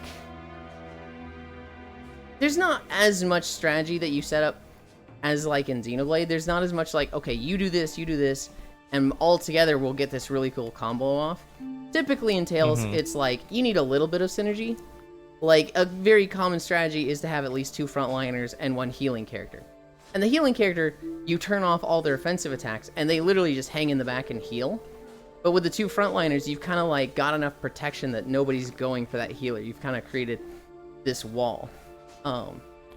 My first playthrough of Vesperia, what I did was I played a character, Rapide, the dog, who, when they use their overlimit burst, they kind of become the like, the enemy's frozen and they dash through them like 10 times, and then they knock them up in the air with like a Shoryuken with a multiple hit Shoryuken attack. Big flashy fancy. Yes. The other 3 teammates I put on the team all did like spell AoEs that dragged enemies to the center or knocked them up. And so I had one guy doing a tornado. I had one girl doing like kind of like a gravity well that doesn't push them down. It just does damage in an area. And then I had one girl that was like doing a earth attack that was kind of just constantly knocking them up. But it's like bringing them all in, and then the character I'm playing is like dashing through all of them and doing the drill attack up. And so many hits are going off that it kind of just refills the over. Wow, I really like strategies that fill the overlimit / burst gauge, and you abuse the fuck out of that. You and like seeing bar get full. I guess so. And so like that was what I did in Vesperia. Constantly knocking them up, yeah. And that was like a very like, this is a really strong combo that like once you get it rolling, enemies just get stuck in it. When I played with Cairo and Eris, I didn't want to be like, hey, you play this character, you play that character, because we need synergy, right? We were kind of just freeballing it, and our synergy was overall really fucking low. And so like, oh my goodness, hi stalking. And so our synergy when we were playing was not great, and it felt like we kind of had to really fucking brute force a lot of fights. Whereas in other Tales games, I've gotten way more synergy because, you know, I control everything. Hi, stalking. Thank you for the It's always tricky with the, like the ability to turn on and off NPC actions to make them just a little bit easier to deal with. Has been nice. And as terrible as it is, the gummy system in the Pokemon Mystery Dungeon games does work. As garbage as it is a system where you can't choose what. Have you ever used the gummy system? I've never played a Mystery Dungeon game, but one second. Okay. Thank you, stalking. Good job today. Okay. What is the gummy system? First of all, that fucking name. Yes. It's not actually a gummy system, it's called IQ. But it uses an item called gummies. In a Pokemon Mystery Dungeon game, your partner Pokemon has IQ, which are just basically like a skill system. you feed them gummies, and they'll have a favorite flavor that you should know to get the most points out of it. Mm-hmm. And you, over time, as you feed them, they will unlock more IQ skills. It's not a thing where you get to like see a whole menu and then spend the points on it. It's just one by one in a list they become unlocked. Okay. So there'll be some that are just way down the list that are just, oh, I really wanted that earlier in the game, but no, you can't get that till post game because it just takes too long.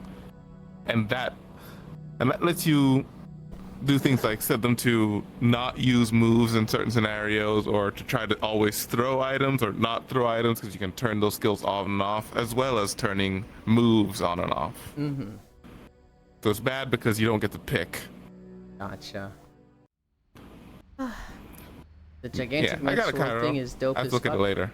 100% success rate. So I've skimmed through Cheese Sacrifice purchase day articles.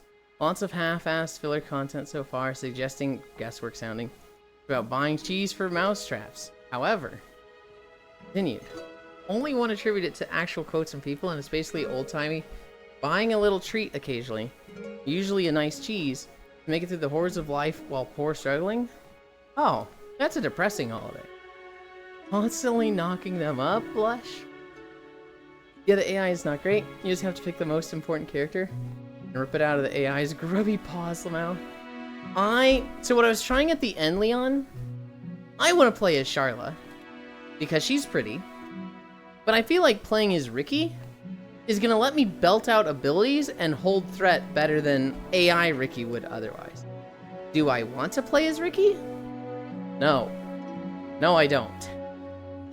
I guess I'd prefer to play him over Ryan or Duncan, but I would like to play Charlotte. I'd really like to play Redacted character, but she doesn't really fit in with the Ricky strategy, and I'm very all in on the Ricky strategy.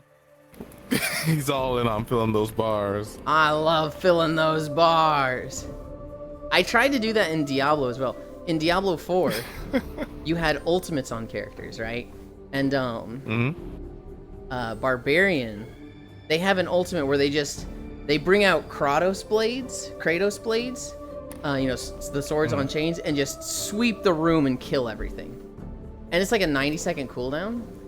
But with talents and stuff, you can get it down to like 60 or 50. And then you can use some abilities that, like, when you switch weapons, you reduce it by 4 seconds.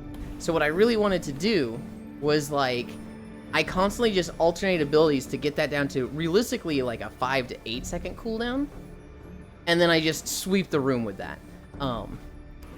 But sweep the room after you use it. Wait a couple seconds, sweep the room. Yeah, it was getting to the point where to do that, like, you couldn't level up as this. You had to like level up as something else. I get home and he's still yapping. You know it, Proxy.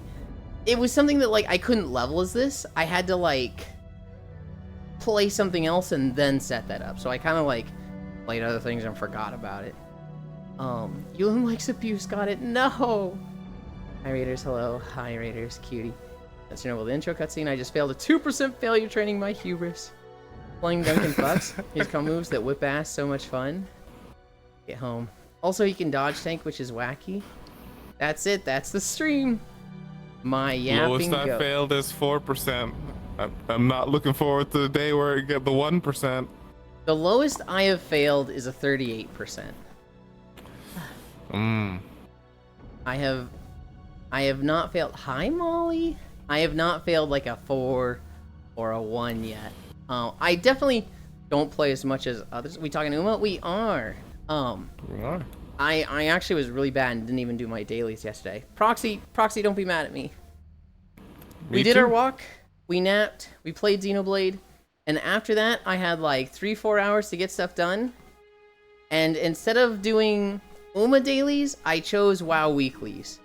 I had not done any of my WoW weeklies yet, and reset is today. And so I did my Undermine rep because there's an event going on in WoW right now that gives you 3x Undermine rep.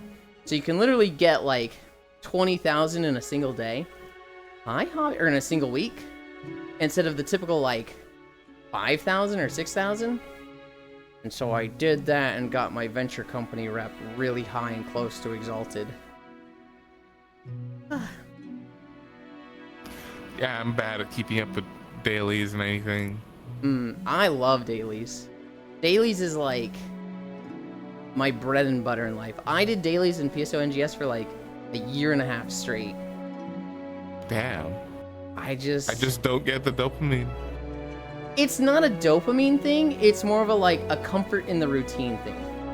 I like things being the same. And so having dailies puts a lot of structure, it puts like an anchor point in that moment when you do them of I am doing this, it's the same as yesterday, it's the same as 2 weeks ago, and I have comfort in that. How about have you tried not dying?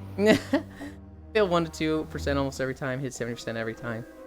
Can't say if I did a good job today, Durin. Did failed challenge that I was trying to do. That's true, Ghana.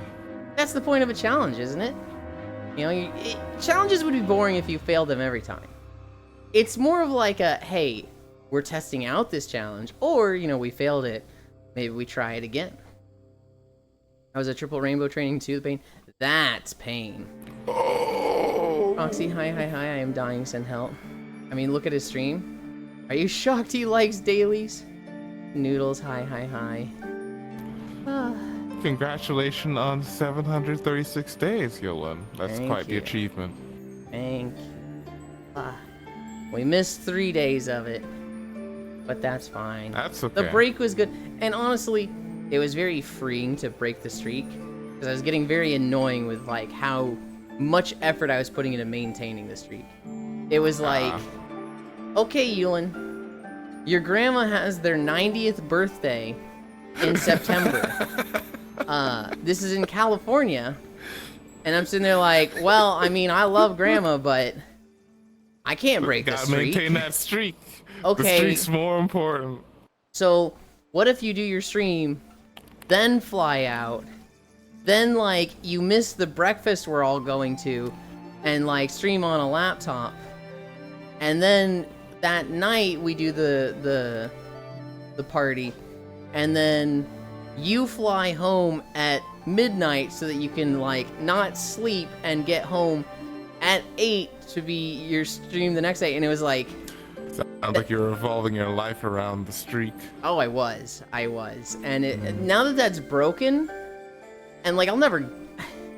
It's gonna take me a long time to get up to, like, a new record of, like, 730 or whatever it was. I guess it was, like, 700. What was it? I forget when it was broken. To get to that number again is going to take a long time. And I'm probably not going to care about it as much, so it's probably going to break somewhat, not regularly, but it's going to break a few times before it gets there and reset. So I'm never going to get to, like, 700 days of, oh, we've almost got a new record. I can't break it now. I think that's healthier. Yes. To just be able to break that. Mm-hmm. But it's 4 to 5 masters better than nothing. It happening, like, 10 days in a row and then you skipping a day is not as important. Mm-hmm. Shame on you. It's okay, Maro is still destroying the Ura final so far. My beloved horse daughter. Good evening, Yublin. Hi, Oku. She got another birthday. You only got one streak. No. Oh, so I went and watched the new Fantastic Four movie yesterday. Yeah. It is good. They finally made a good Fantastic Four movie. After all these goddamn years. And the only thing they had to do was set it 4 years after they got powers. I've been seeing a lot of Fantastic Four news. I saw that somebody posted a picture from the comics that apparently the thing shits rocks and has to have an industrial grinder as a toilet. Jesus Christ. Fun little bit of information there. What else did I see? I saw that Solid JJ... Is my foot fucking up? No? Just looked weird. I saw that Solid JJ posted a Fantastic Four sketch, and I haven't watched that yet. Yeah, he made that before the movie came out, so it's just riffing on Fantastic Four in general. When did the Fantastic Four movie come out? like Friday. Okay. I thought it was like 1 or 2 days ago with the Saul JJ sketch, but now I'm just like, I don't remember. I guess he would have made it still before the movie. His production time. Was it fantastic? Okay. All right. I will say, personally, kind of sad you didn't get to 2 years. We were just under 2 years. It would have been real nice for it to be like, I think it was like 8 days short of 2 years, which is like, whatever. At 700 days, that counts as 2 fucking years. That counts. That margin is too small. Nudos, I'm gonna send you cool DMs. I hope you fail Wordle again. Okay, Oku. Why do you? The reason I think this is a good Fantastic Four movie is every other Fantastic Four movie did not make me enjoy the characters of the Fantastic Four. Holy this shit. one I like better. Johnny is so like fucking them. annoying in some of the other movies. Oh, he's so annoying. And they make things usually so stupid and make him clumsy. And Susan is usually a nothing character. 4.1. So we need another video. Also got it in 3 tries yesterday. Hell yeah.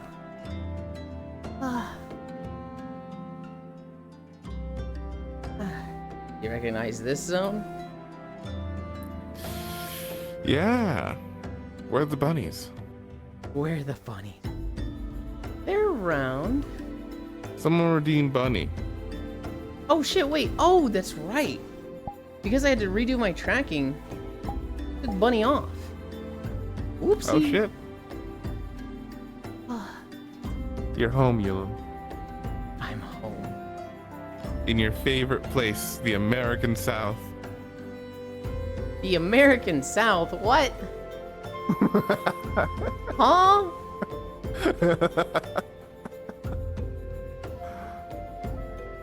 This is Texas. No. Or is this No. Curtis? This is not Texas. This is Central Thanalan. How dare you? Oh shit. I mixed them up. I'm sorry. To be fair, they are both dusty and with dead grass. Not wrong. The deserts of Kalimdor. Mods, explode this man's balls. Wait, no, don't do that. He's into that lately. Mods, post Xenoblade 1 spoilers. The server's still not up, same diff.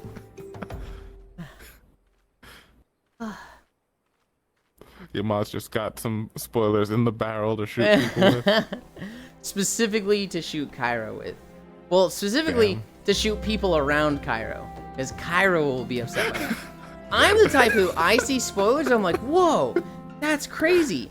I'm more motivated to play the thing. Collateral damage. I'm more interested to play the thing or watch the thing because I need to see how it got to that spoiler. That's crazy that it's there, right? I get motivated by spoilers. Fuck, D found me here too. Hi, Global. I am not safe here either. Are you actually scared of D? Yeah, What's she gonna do to you? Yeah, but you're. She's like 4 feet tall.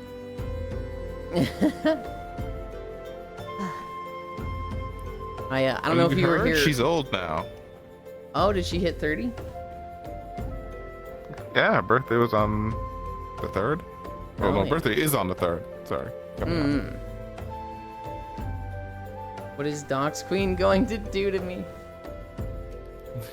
I remember at one point Call her that. she was playing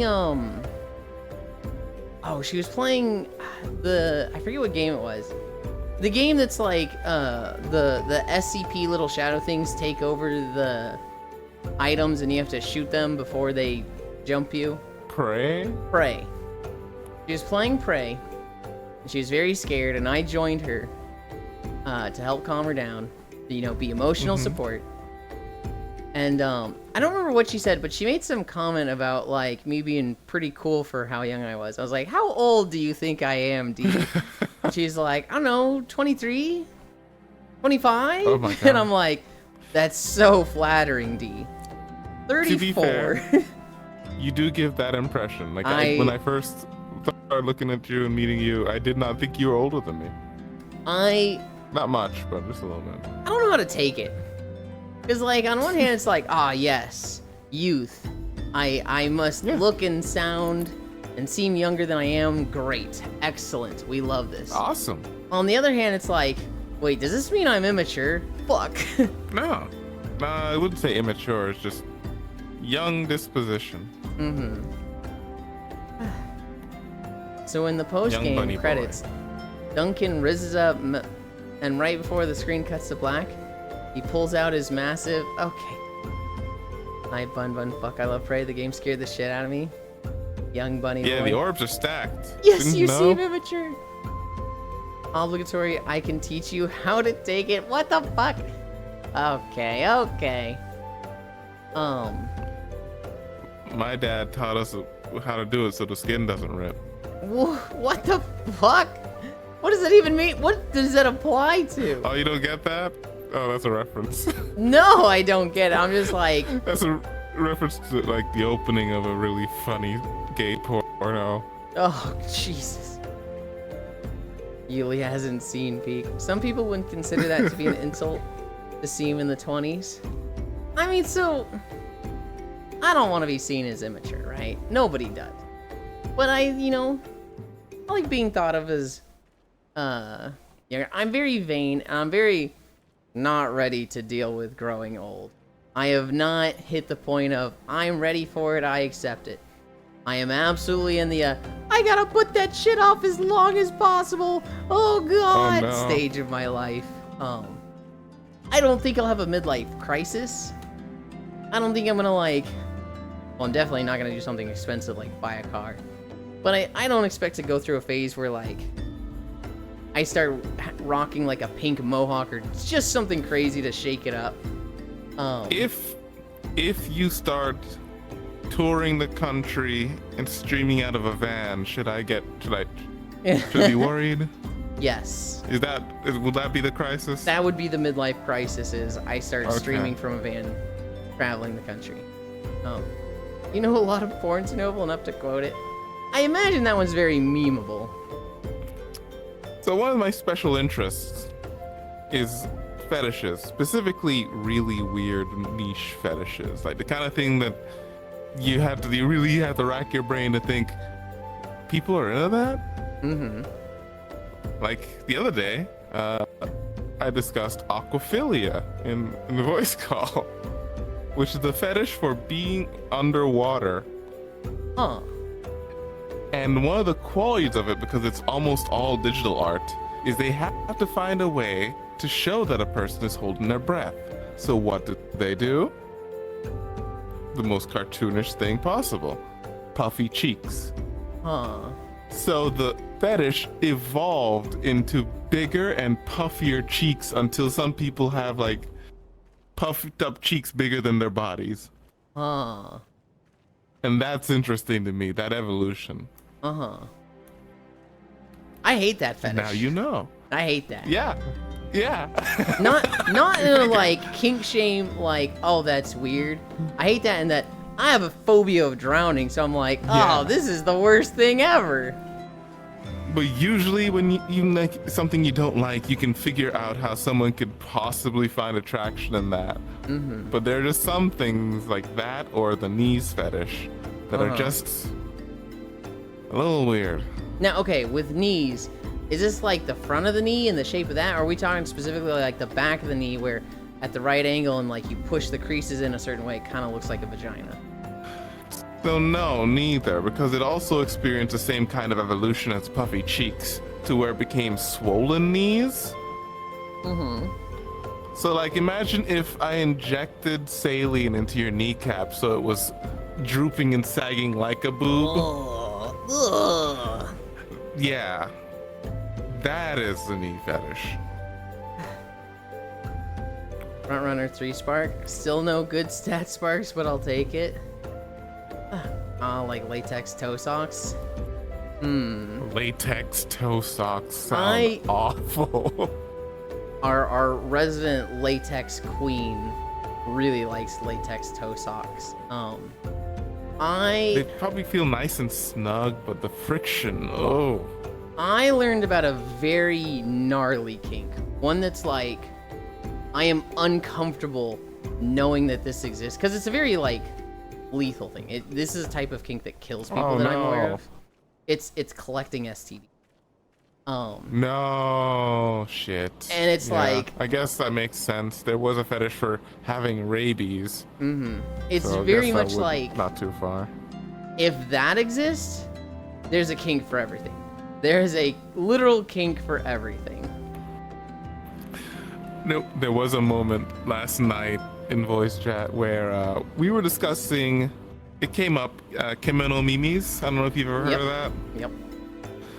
And Dee and I were arguing back and forth because we were disagreeing about what this was until we broke it down and realized she was talking about the Japanese art style of putting bunnies and tails on characters in anime. And I was talking about the puppy girl fetish subculture.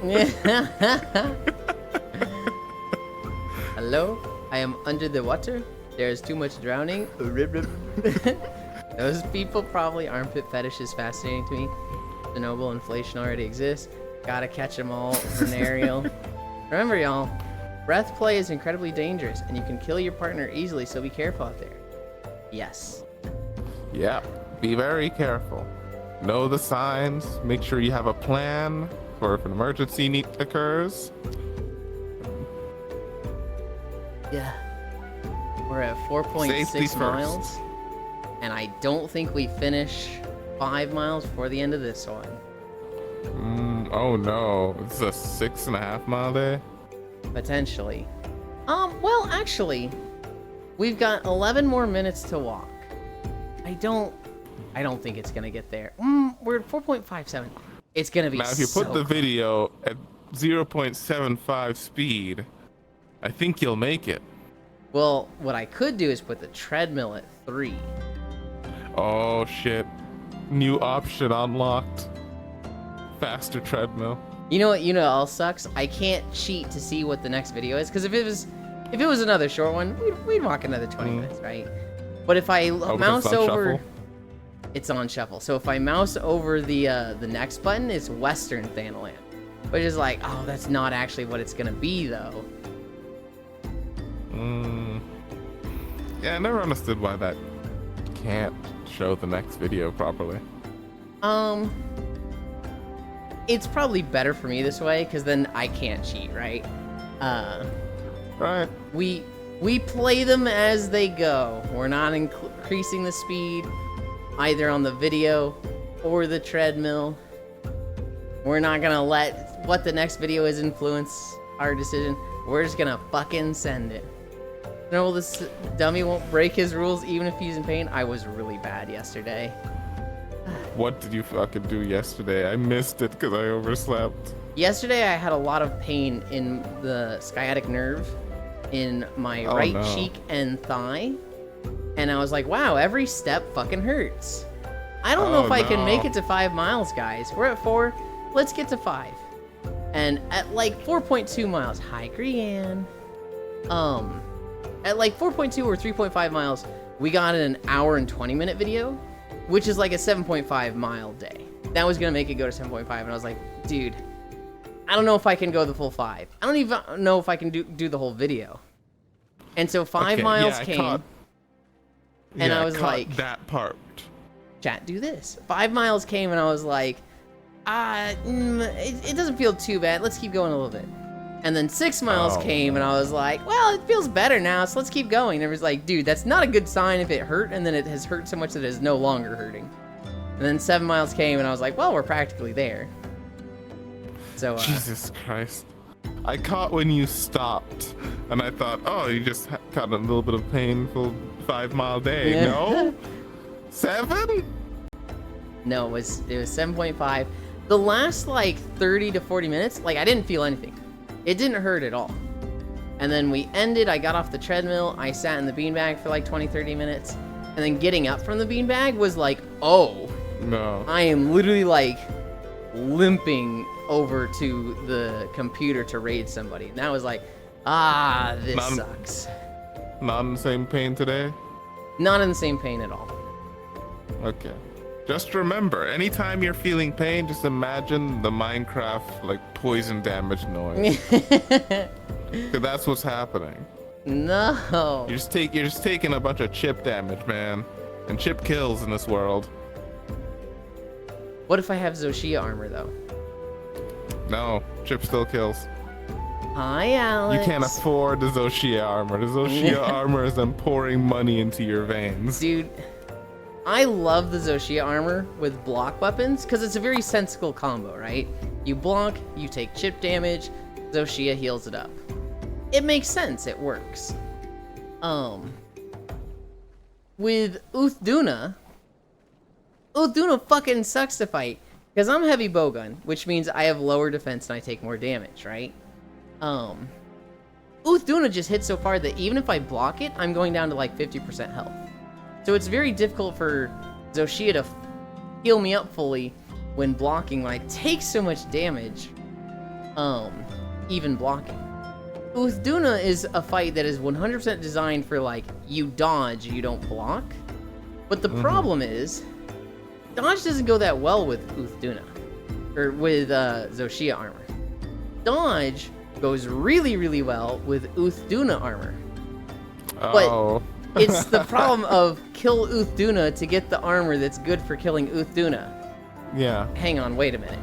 The Uthduna set is, I don't know how often it is, but a hit that would kill you will instead reduce you to 1 health. And so that's really fucking good with the dodge set where it's like, oh, you messed up? Well, instead of dying, you just get like a moxie. You just get a mulligan, you didn't die. Heal up, go back to dodging. Don't miss the next one, idiot. Oh, what was I gonna say? Uthduna? Oh yeah, Uthduna. I struggle to believe that Uthduna is properly balanced because it's just not a fun fight. It's not that it's too hard, not that it's too easy. It's just not a fun fight. I think they were a little lazy with it. Instead of, so like with Ray Dow, the Arch Tempered for that is very interesting. It's always lightning charged. It is always doing follow-up lightning attacks. And that's like an interesting, that's a little twist on the fight. It's basically the same monster, but you're always dealing with this thing that like makes it difficult to deal with. Whereas Uthduna, he just hit hard. That's his Arch Temper, is just him just hit real good. That not just hit hard. That's why I don't think it's well balanced. Because I don't think Uthduna is properly balanced for the water effect that it does. That's what they should have done. The ripples and waves have on that fight is massive. I think, and I don't think it's balanced with that because so many of his attacks also do those ripples. I think they should have played into the ripples more, and instead of making him hit as hard as he does, just have like a lot of the ripples, like make him bounce off walls. So like when he does a ripple, it goes across the room and then it bounces off the wall and comes back, and so you're constantly getting pushed around. I think that's what they should have done for him instead of just tuning up his damage. I hated that more. Well, so you'd get hit more because it'd be harder to deal with. You'd get thrown around more. But you wouldn't just get one-shots. Like, his belly flop being a one-shot, unless you have 420 defense, is fucking ridiculous. His belly flops doing that and also pushing out a big wave that'll stagger you so that when he does his twirling jump, you're staggered for that already.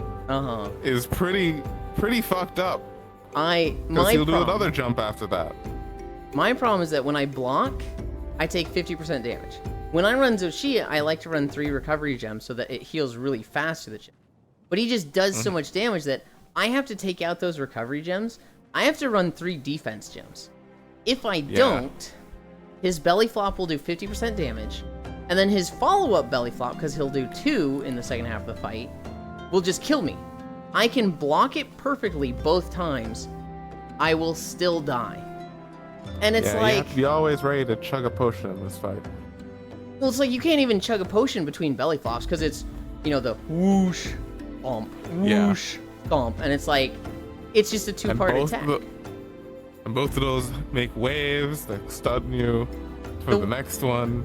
The waves don't get me. It's the just, I'm blocking and it does 50% of my health through blocking that gets me. If I run defense gems, they do like 40% of my health. So it'll bring me down to 20%, which still feels really bad. To be like, oh, I blocked this. I did it near perfectly. I still just have to get on my secret, mount up, and heal. Just because I blocked it perfectly, so I got to live. And we haven't even talked about his armor yet. His armor? Oh yeah, his water shield? Yeah, this fucking armor that takes forever to break through. I don't mind that too much because it really incentivizes hitting his head, his arms, or his tail. Yeah.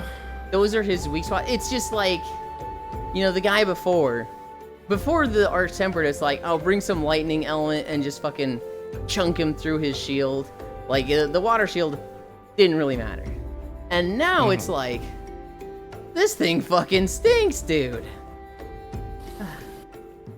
You just gotta keep pounding away at it. I didn't increase the treadmill at all. I think I just read the times wrong. Because I think we're totally going to be done by the time we fight. We're at 4.96. Hell yeah, good math. Good math will save us. I'm really bad at doing math for the distances sometimes. Hey, don't worry, I'm bad at math too. Sometimes I'm like, this video is this long? Okay, we'll finish at 7.5 miles. And we finish right at 7.5. And I'm like, damn, I'm good. And then sometimes I'm like, hi, Kumi. Sometimes I'm like, man, this is not going to finish in time. And then it's like, it's still going. I'm like, oh, we're 4.98. I just am totally wrong. Such a brat. Won't do what he's told, even if it's in his best interest. I really am. I love being told what to do. Pay attention to your chip damage. But then there's things where it's like, you don't fucking tell me what to do. In fact, I'm going to be defiant now because you told me to do that. I don't know what the distinction is.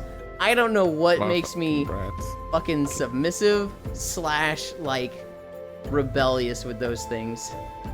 I have no clue. 5 miles. I have learned that I'm just not built for the brats. Yeah. I don't want to deal with that. It's too much work. I don't think I'm a brat and that I'm literally like trying to piss you off to get you to put me in my place. I don't think I'm a brat like that. I'm definitely a brat in that I can be sassy. And other things, but I don't know. Sometimes I'm like, hi, Kimi. I am not a unit of measurement. No. I mean, you kind of are, though. Actually, Kumi, you're a really good unit of measurement, because you're 10 feet tall. That's like... Oh my god. That's such an even, perfect unit of measurement. How big is this building? 4.5 Kumis. I think I figured it out, Young. You do the opposite of everything I tell you to do. No! There was this one brat I was dating, and we went bowling, and she won the first game, and I won the second game, and then she was sulking the entire time. What? Because she lost the second game. I mean, the second game is more important, but... Oh my god. Well, it is. That's like, you know, the first game's the warm-up. The second game's like, oh, now that we've all gotten our bowling lades, our bearings, this is the real match. It's fucking terrible, brat. Also, yeah, I changed my model a little bit. You did. Yeah. But I would need to re-upload the shaders anyway, so I figured I might as well get rid of extra costumes and touch it up. I'm so close to my new one. I'm so fucking close to it. I would like to get it done today, but that depends on how Xenoblade goes. Oh, okay. That was 5.1 miles. What do you mean no? Yeah, you get a yellow Congratulations. highlight. You guys wait there. I'm going to change outfits over here. Blah. Avatars. They can't hear you. They can't hear you because the sound is based on the camera, so they hear me over here. Or not based on the camera. That right. That's better. Oh my god. Get these shoes off me.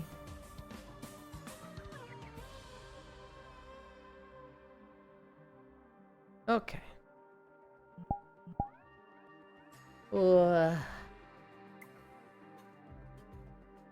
I'm there. He's got on the comfy fit. Here in my room.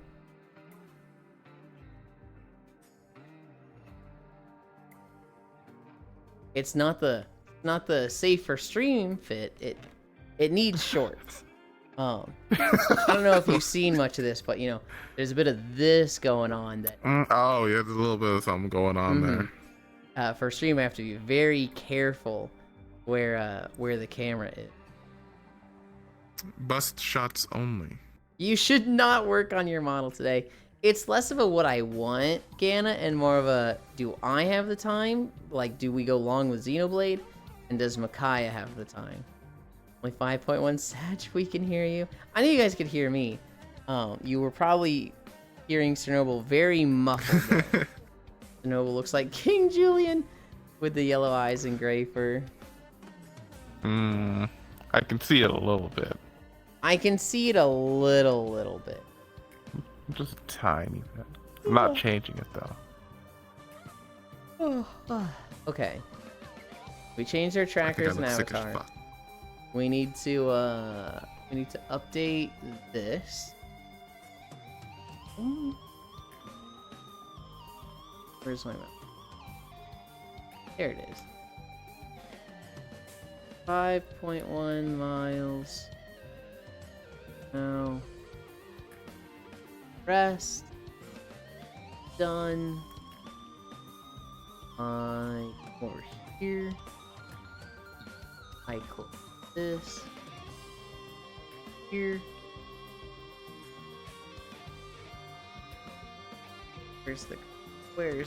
There she is.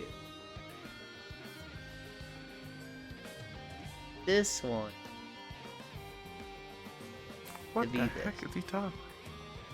Okay, so I always have 3 streams open that I'm lurking in. And the 3 streams that I had been lurking in had all raided people. 2 of them fucking raided me. So I had to like change where I was because I wasn't getting channel points anymore. Just hearing you mumble, "Where's the girl?" Well, so Soul is live, Soul9. I want that stream open. Okay. We might go there later. She has been live for a while. We'll see. Where You'll watching himself 3 times over. No. Typical. No. I want to take you to Nebulous. Just you and me. So this is a good one with just 2 people. Okay. Oh, I switched it to my left hand. I didn't know I could do that. Then behavior. Nope. Anchor, local, pins, 3. Portal.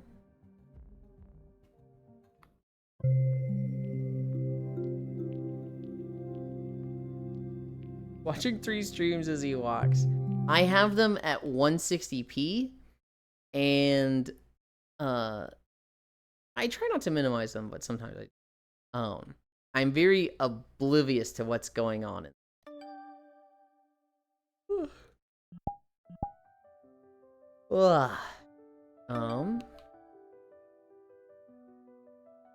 Wood aesthetic. Was there colliders? Okay. I've got coffee machines. This is definitely a map of like touch all the things. It's an advertisement for an item, I think. Yeah. Well, that's a weird. I love this, by the way. I love the Black fucking spike. picture of you as. Yeah. I wonder how those work. But the hole in the floor falls through. Oh, this is where you like. This is where I like. Oh. You guys wait there. Hmm.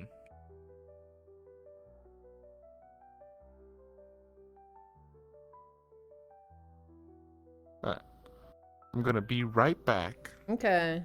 I'm gonna log out for just a second. Mm-hmm.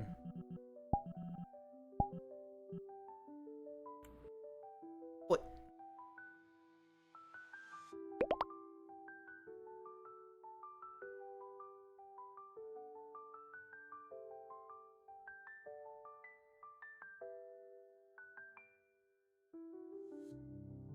What?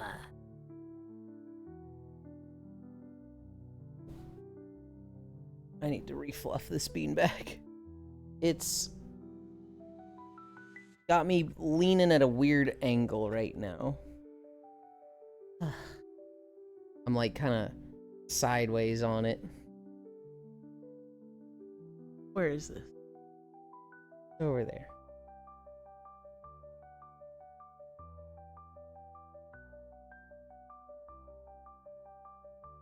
Oh, we have a dumb collider like this. Okay.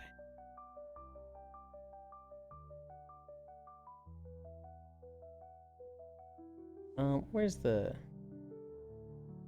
more in line with the tree? Kind of. Dude, this couch colliders. Oh my god, I hate this.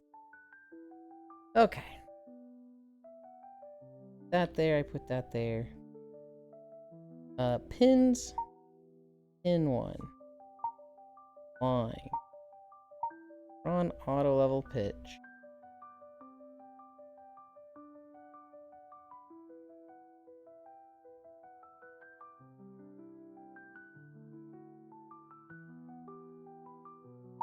That good?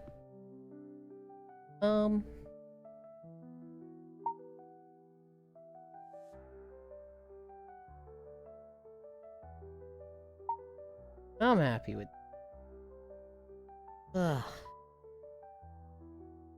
That's what you guys wanted, right? A nice, easy walk like that after yesterday. Take care of myself. You just fluffed it? I know, but it's fluffed at a weird angle. Oh, I'm like neck in the pillow. There we go. All the streams. Shame I'm not there then. I need to test if having a stream muted counts as a viewer. I'm certain it does for accessibility reasons, but there is a rumor going around that it does not count. So, with counting as a viewer, the tab needs to be an active tab. Muting does not actually affect whether you count as an active viewer or not. The chat needs to be, or the stream needs to be active. And so, let's say you have your right monitor and you mute a stream. That will count as an active viewer. Let's say you have 2 streams open on your right monitor and one is second tab, right? So you've got your main one showing and it's playing. Then you have a tab with the other one and you've muted both of those. That second one will not count as a viewer because it's muted, so it's not producing sound, and you can't see it, so it's not producing visuals. It will, Google Chrome, or whichever browser you use, will mark that as an inactive tab, and it will no longer count. If sound is going through it, it will count as an active tab, and you will count as a viewer.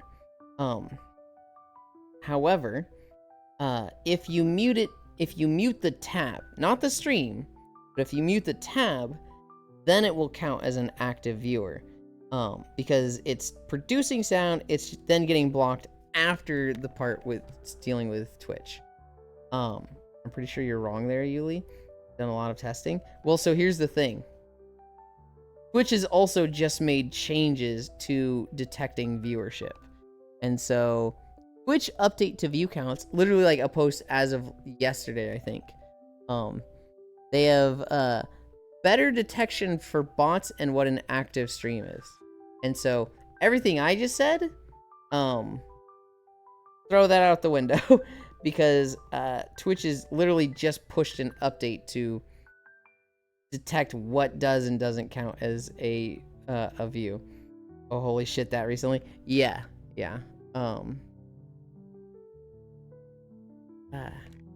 He's ditching you. Only if you mute the tab and not the actual stream.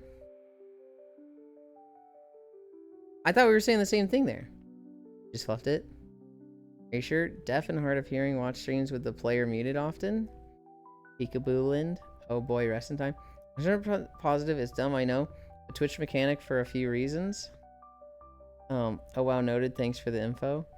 Yes, it is. Our femboy needs some rest. Hi, Kiark. Yeah, you can just put streams on second screen if you have it. You're wrong here, Yuli. I've done a lot of testing. I thought we were saying the same thing there.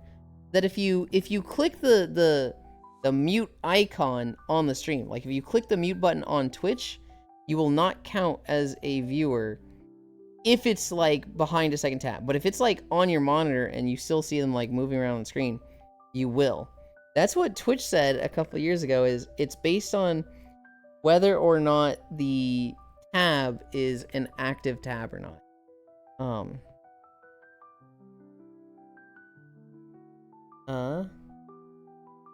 Spam detected? What? Okay. Hang on, Persk. Let me get that. What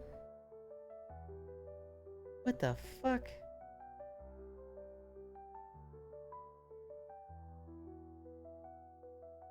Oh. Let me make sure you're not staying banned. Unban.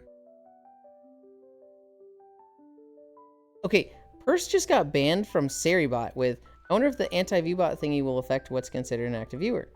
If that makes any change at all. Why did that get banned? That's... Thanks, I am beyond confused. That was a Seribot ban. That was a, like... What does it say?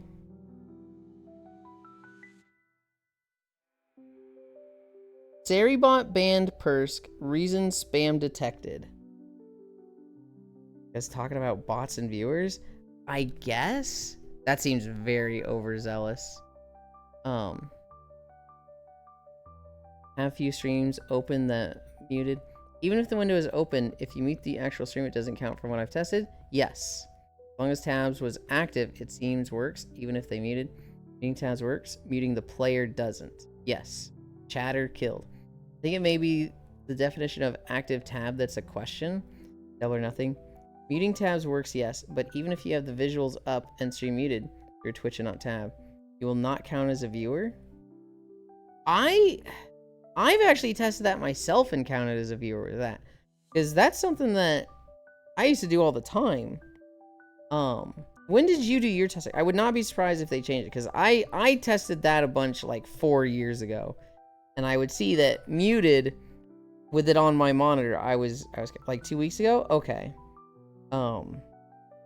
I see. Thanks, I'm beyond confused. Seems you got banned for viewbot word.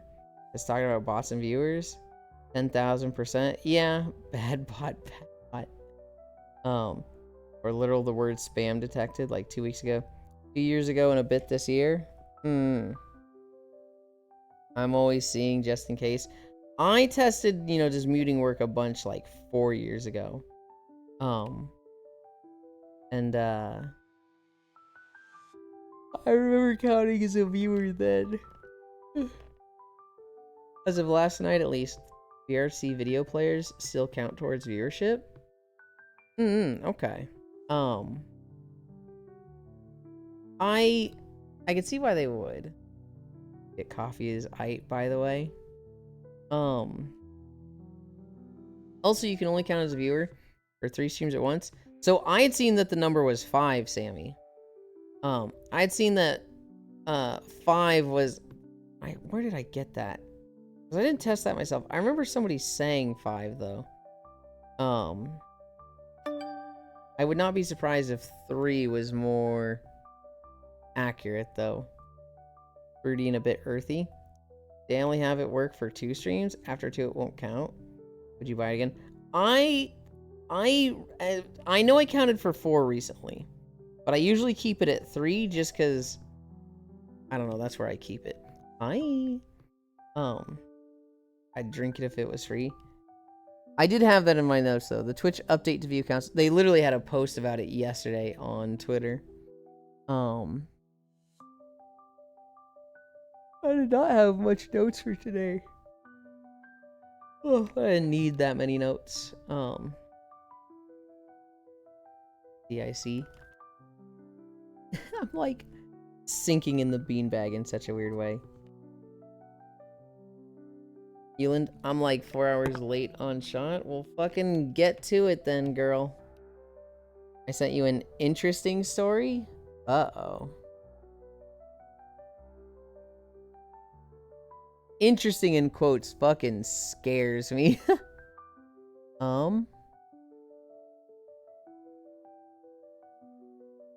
Meta pirated and seeded porn for years to train AI, lawsuit says.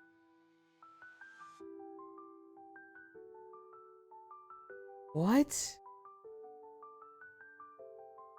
That's something I gotta read up on, because, like, reading that, the little thing under the article title is like, what the fuck? Overall, Twitch viewer mechanics are dumb. Very much so. Very much so. Can I stab you? I know this damn puppy is always chewing stuff it shouldn't. Assuming points collection is the indicator of being a viewer, 2 is the max for me as well. Even when all streams are visible, playing and unmuted. So, okay. I would not use collecting points as the metric for counting as a viewer, because points themselves are extremely buggy. I know a few channels where the points are delayed. You will get points and they won't actually go anywhere. And then it would be like on Saturday, the channel would like dole out all the points that it had given out that week. So like everybody in this channel, it was Elite's channel. We would sit there, be collecting our points. Nobody would be getting anything. And then Saturday, everybody would get like 10 to 15,000. It was very much like, it was very fucky-wucky with the actual like point system. And it was like, why? Why is it just Elite's channel that's like this? So I'm very hesitant to use channel points as a metric for, are you counting as a viewer here or not? I've always gone by, are you in the user list? Can I stab you, mayhaps? Oh, I think Noodles would want you to. I think Noodles would fucking hate doing it themselves. They'd love to have somebody play doctor for them. Also, hi, Elin. Hi, Valdir. Ecom user list. That's what I like to use, but even that I like don't trust at all. If fear of needles and you refuse to help, I'll dish out. You know damn well I would if I could. Welcome back. I'm back. I am. Take care of Yulin. I am sinking into this beanbag. I refluffed it the other day, so it's like too tall, and I sit on it and I sink like a foot. But also like I'm not in the middle of it, and so like I'm like sideways on it. I'm like, oh, this, I immediately need to refluff this thing. The imprint has gone bad with this. Gotta reset this bag. Yep. Maybe if I just tell him to verse asking, oh shit, never mind, I take my words back, thanks. Oh yeah, real. I'd stab a cutie. Wait, that sounds wrong. Needle suck.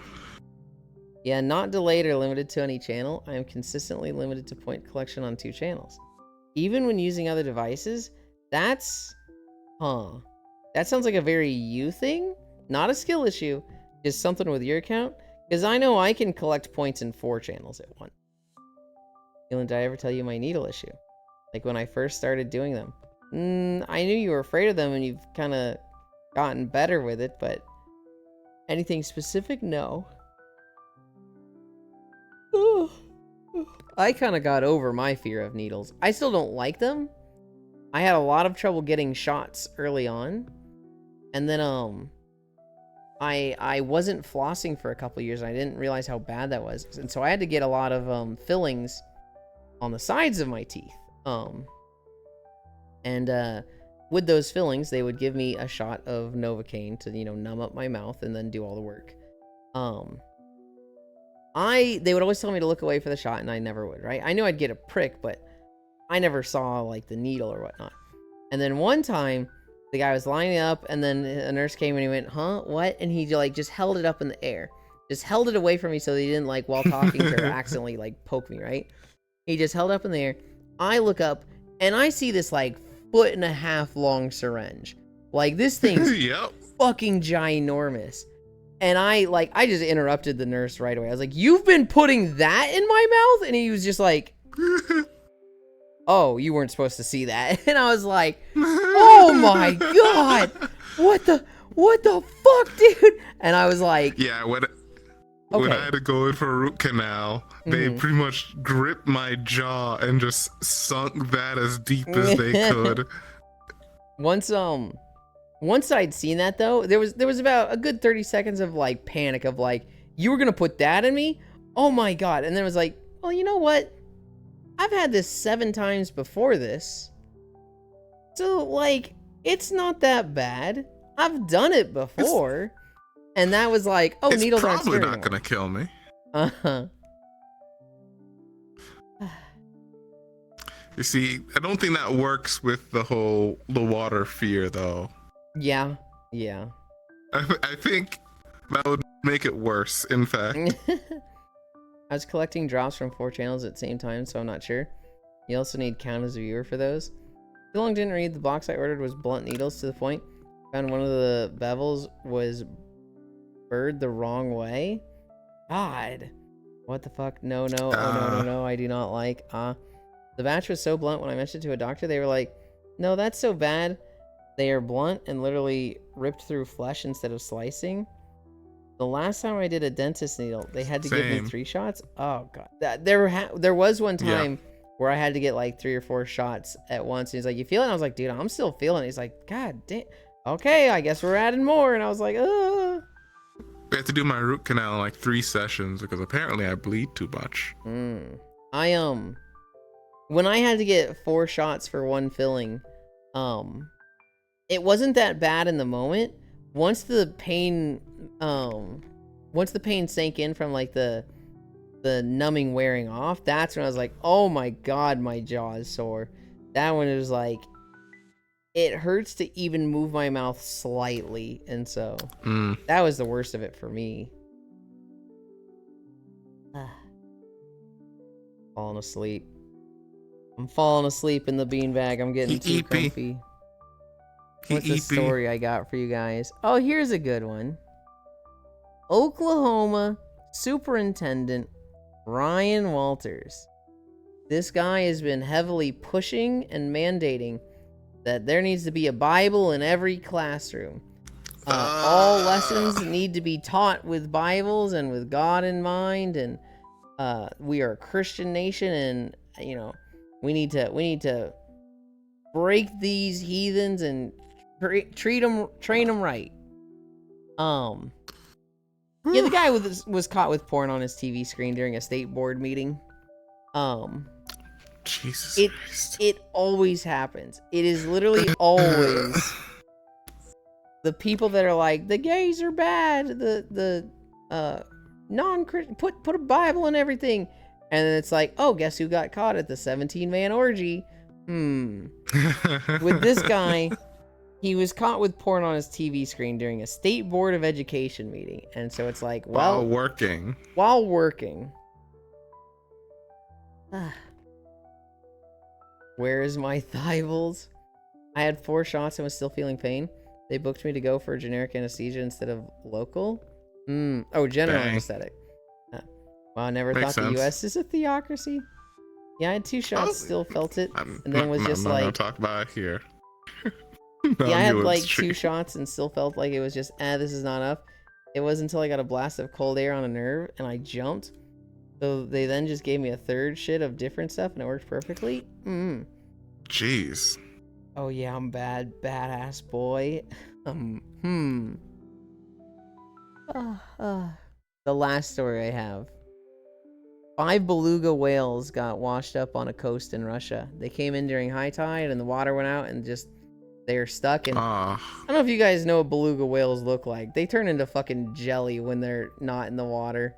They literally just look like a fucking They're just like fatty puddle. blobs. Yeah. The locals kept watering them for like 12 hours straight. Just kept throwing water on them. Kept them hydrated. They didn't look like they were having fun, but they were staying alive. And then the tide came back in, and they were able to get the fuck out of here. He got auto-modded for saying Rompapolo. You still have that up. The tide came in, and all 5 beluga whales were able to swim out to sea safely and totally fine. So it was a happy story. Yeah. Happy story That's a where good you know story. they had a harrowing 12 hours, but the locals took care People of them. came together to help out a couple of wild animals. Yeah. Well, birds reading That's well, the I kind of guess. thing you make movies out of. Oh, happy end for once. Rip Cairo.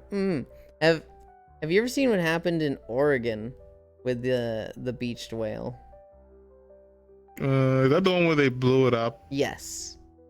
For anybody who doesn't know, just because I love this story so much, in Oregon there was a mountain town that they had I believe it was a humpback whale beached itself and died. The town kind of had a problem because they did not have the tech necessary to remove this rotting carcass from the beach. It smelled awful, you know, like a dead whale. But there wasn't really anything they could do because it was a cliff town that had very like cliffside roads to get to. And so they couldn't get in like a large crane that was, you know, suitable for beaches and whatnot. And so with no crane, what they decided to do was use TNT to, in their words, vaporize it. They put so much TNT under this thing that they thought it was going to blow it to smithereens, to like a microscopic level, which is not what TNT does. They thought it was just going to disintegrate. And just in case it didn't, they put all the TNT on the shore side so that if it launched it, it would blow it into the ocean. What ended up happening was most of the whale didn't move, and then the part of the whale they buried the TNT under kind of just shredded and went all over. So a lot of the whale went back towards the town, and big chunks of rotting whale meat just rained down on this town, like fucking putting dents in their cars and stuff, and just literally raining down. I think on it mostly affected like the beach parking area. Yeah. And just messed up a bunch of cars. It was, dude. It's so like, it shows so like, bad. That's so. It shows bad. like how media and layman science can kind of just fuck up people's expectation, and then they don't get actual scientists involved. It'll just vaporize it. That's what happens in all the movies. They blow up on their own. Russia waters, beached whales. U.S. blows up whales. Oh my god. Nowadays, they just call the Secretary of Health to come and collect it with his truck and chainsaw. Holy. The National Park Service actually has a white paper for calculating how much explosives to use for corpse obliteration when removal is not necessary. I love the video of the whale blowing up in Oregon, because like they're on the beach, it blows up, the whale just clearly doesn't move, like it clearly just stays there, and you hear a guy be like, huh, Well, that's odd. And then you start hearing the Then you sound hear of like thunk, thunk, thunk, thunk, thunk, thunk. you hear the sound of like rain. It's like and like you just see the camera just start running. Like it just turns around. It's just dun dun. And you hear the footsteps and then it cuts. And it's so fucking funny because like you know exactly what's happening. You can just tell. Oh, he's getting like fucking stuff rained down on him, and it's chunks of whale. That's Just so some bad. foul, rotten meat raining from the sky. Necessary, Which is but the not start possible. to a campaign I ran. Oh God. I'm getting tired. Where are we good? You did a lot of walking yesterday. You should rest more today. I will. Which you will be doing, right? You're gonna rest more today, right? I am Gillen? gonna take a nap. I am. We can raid somebody who is actually still fucking live that I never get to raid. Amazing. I love when that happens. We're gonna go raid Leafeons. Her title is New Outfit. Oh. And it looks like she's running through VR. She's one of those VR chat streamers that isn't just dancing with a twirling camera. Yes and no. She's very rarely a VR chat streamer, honestly. Most of the time she is just chatting VTuber. Where are we going with the camera? I guess she could be doing it in Wardo. I wouldn't tell. She's Wouldn't be able to usually Warudo. She might be Vinian. I'm not sure. I'm gonna put the camera on. That's crazy if she's on Vinian still. No, VC Face is the old one. Vinian's really good. No, Vinian, VC Face, and Wardo I think share the same base. All I know is VC Face is the old one that like almost never gets updates. Vinian is worked on by my friend Suvidrill, and it is made for VTubers by a VTuber. And then the more advanced one, Warudo, lets you do cooler stuff, but it's typically harder to approach. It is more technical. Yeah, it got more front-facing advanced features. Okay. He should do what he's told. What do you mean? Yon doesn't rest enough. Hey, does this rag smell like chloroform? No! Bye-bye, Evelyn. Thanks for stream. Thanks for the stream. No, hi, you in chat. Hi, Riddle. We're heading out. Wow, what a lovely wood texture. Really compliments the dark void. You don't have to cry, Ghana. He'll be back. Don't Oh, worry. fuck. Hold on. What happened to my camera? Just crane your neck a bit. What happened to my camera? Where is it?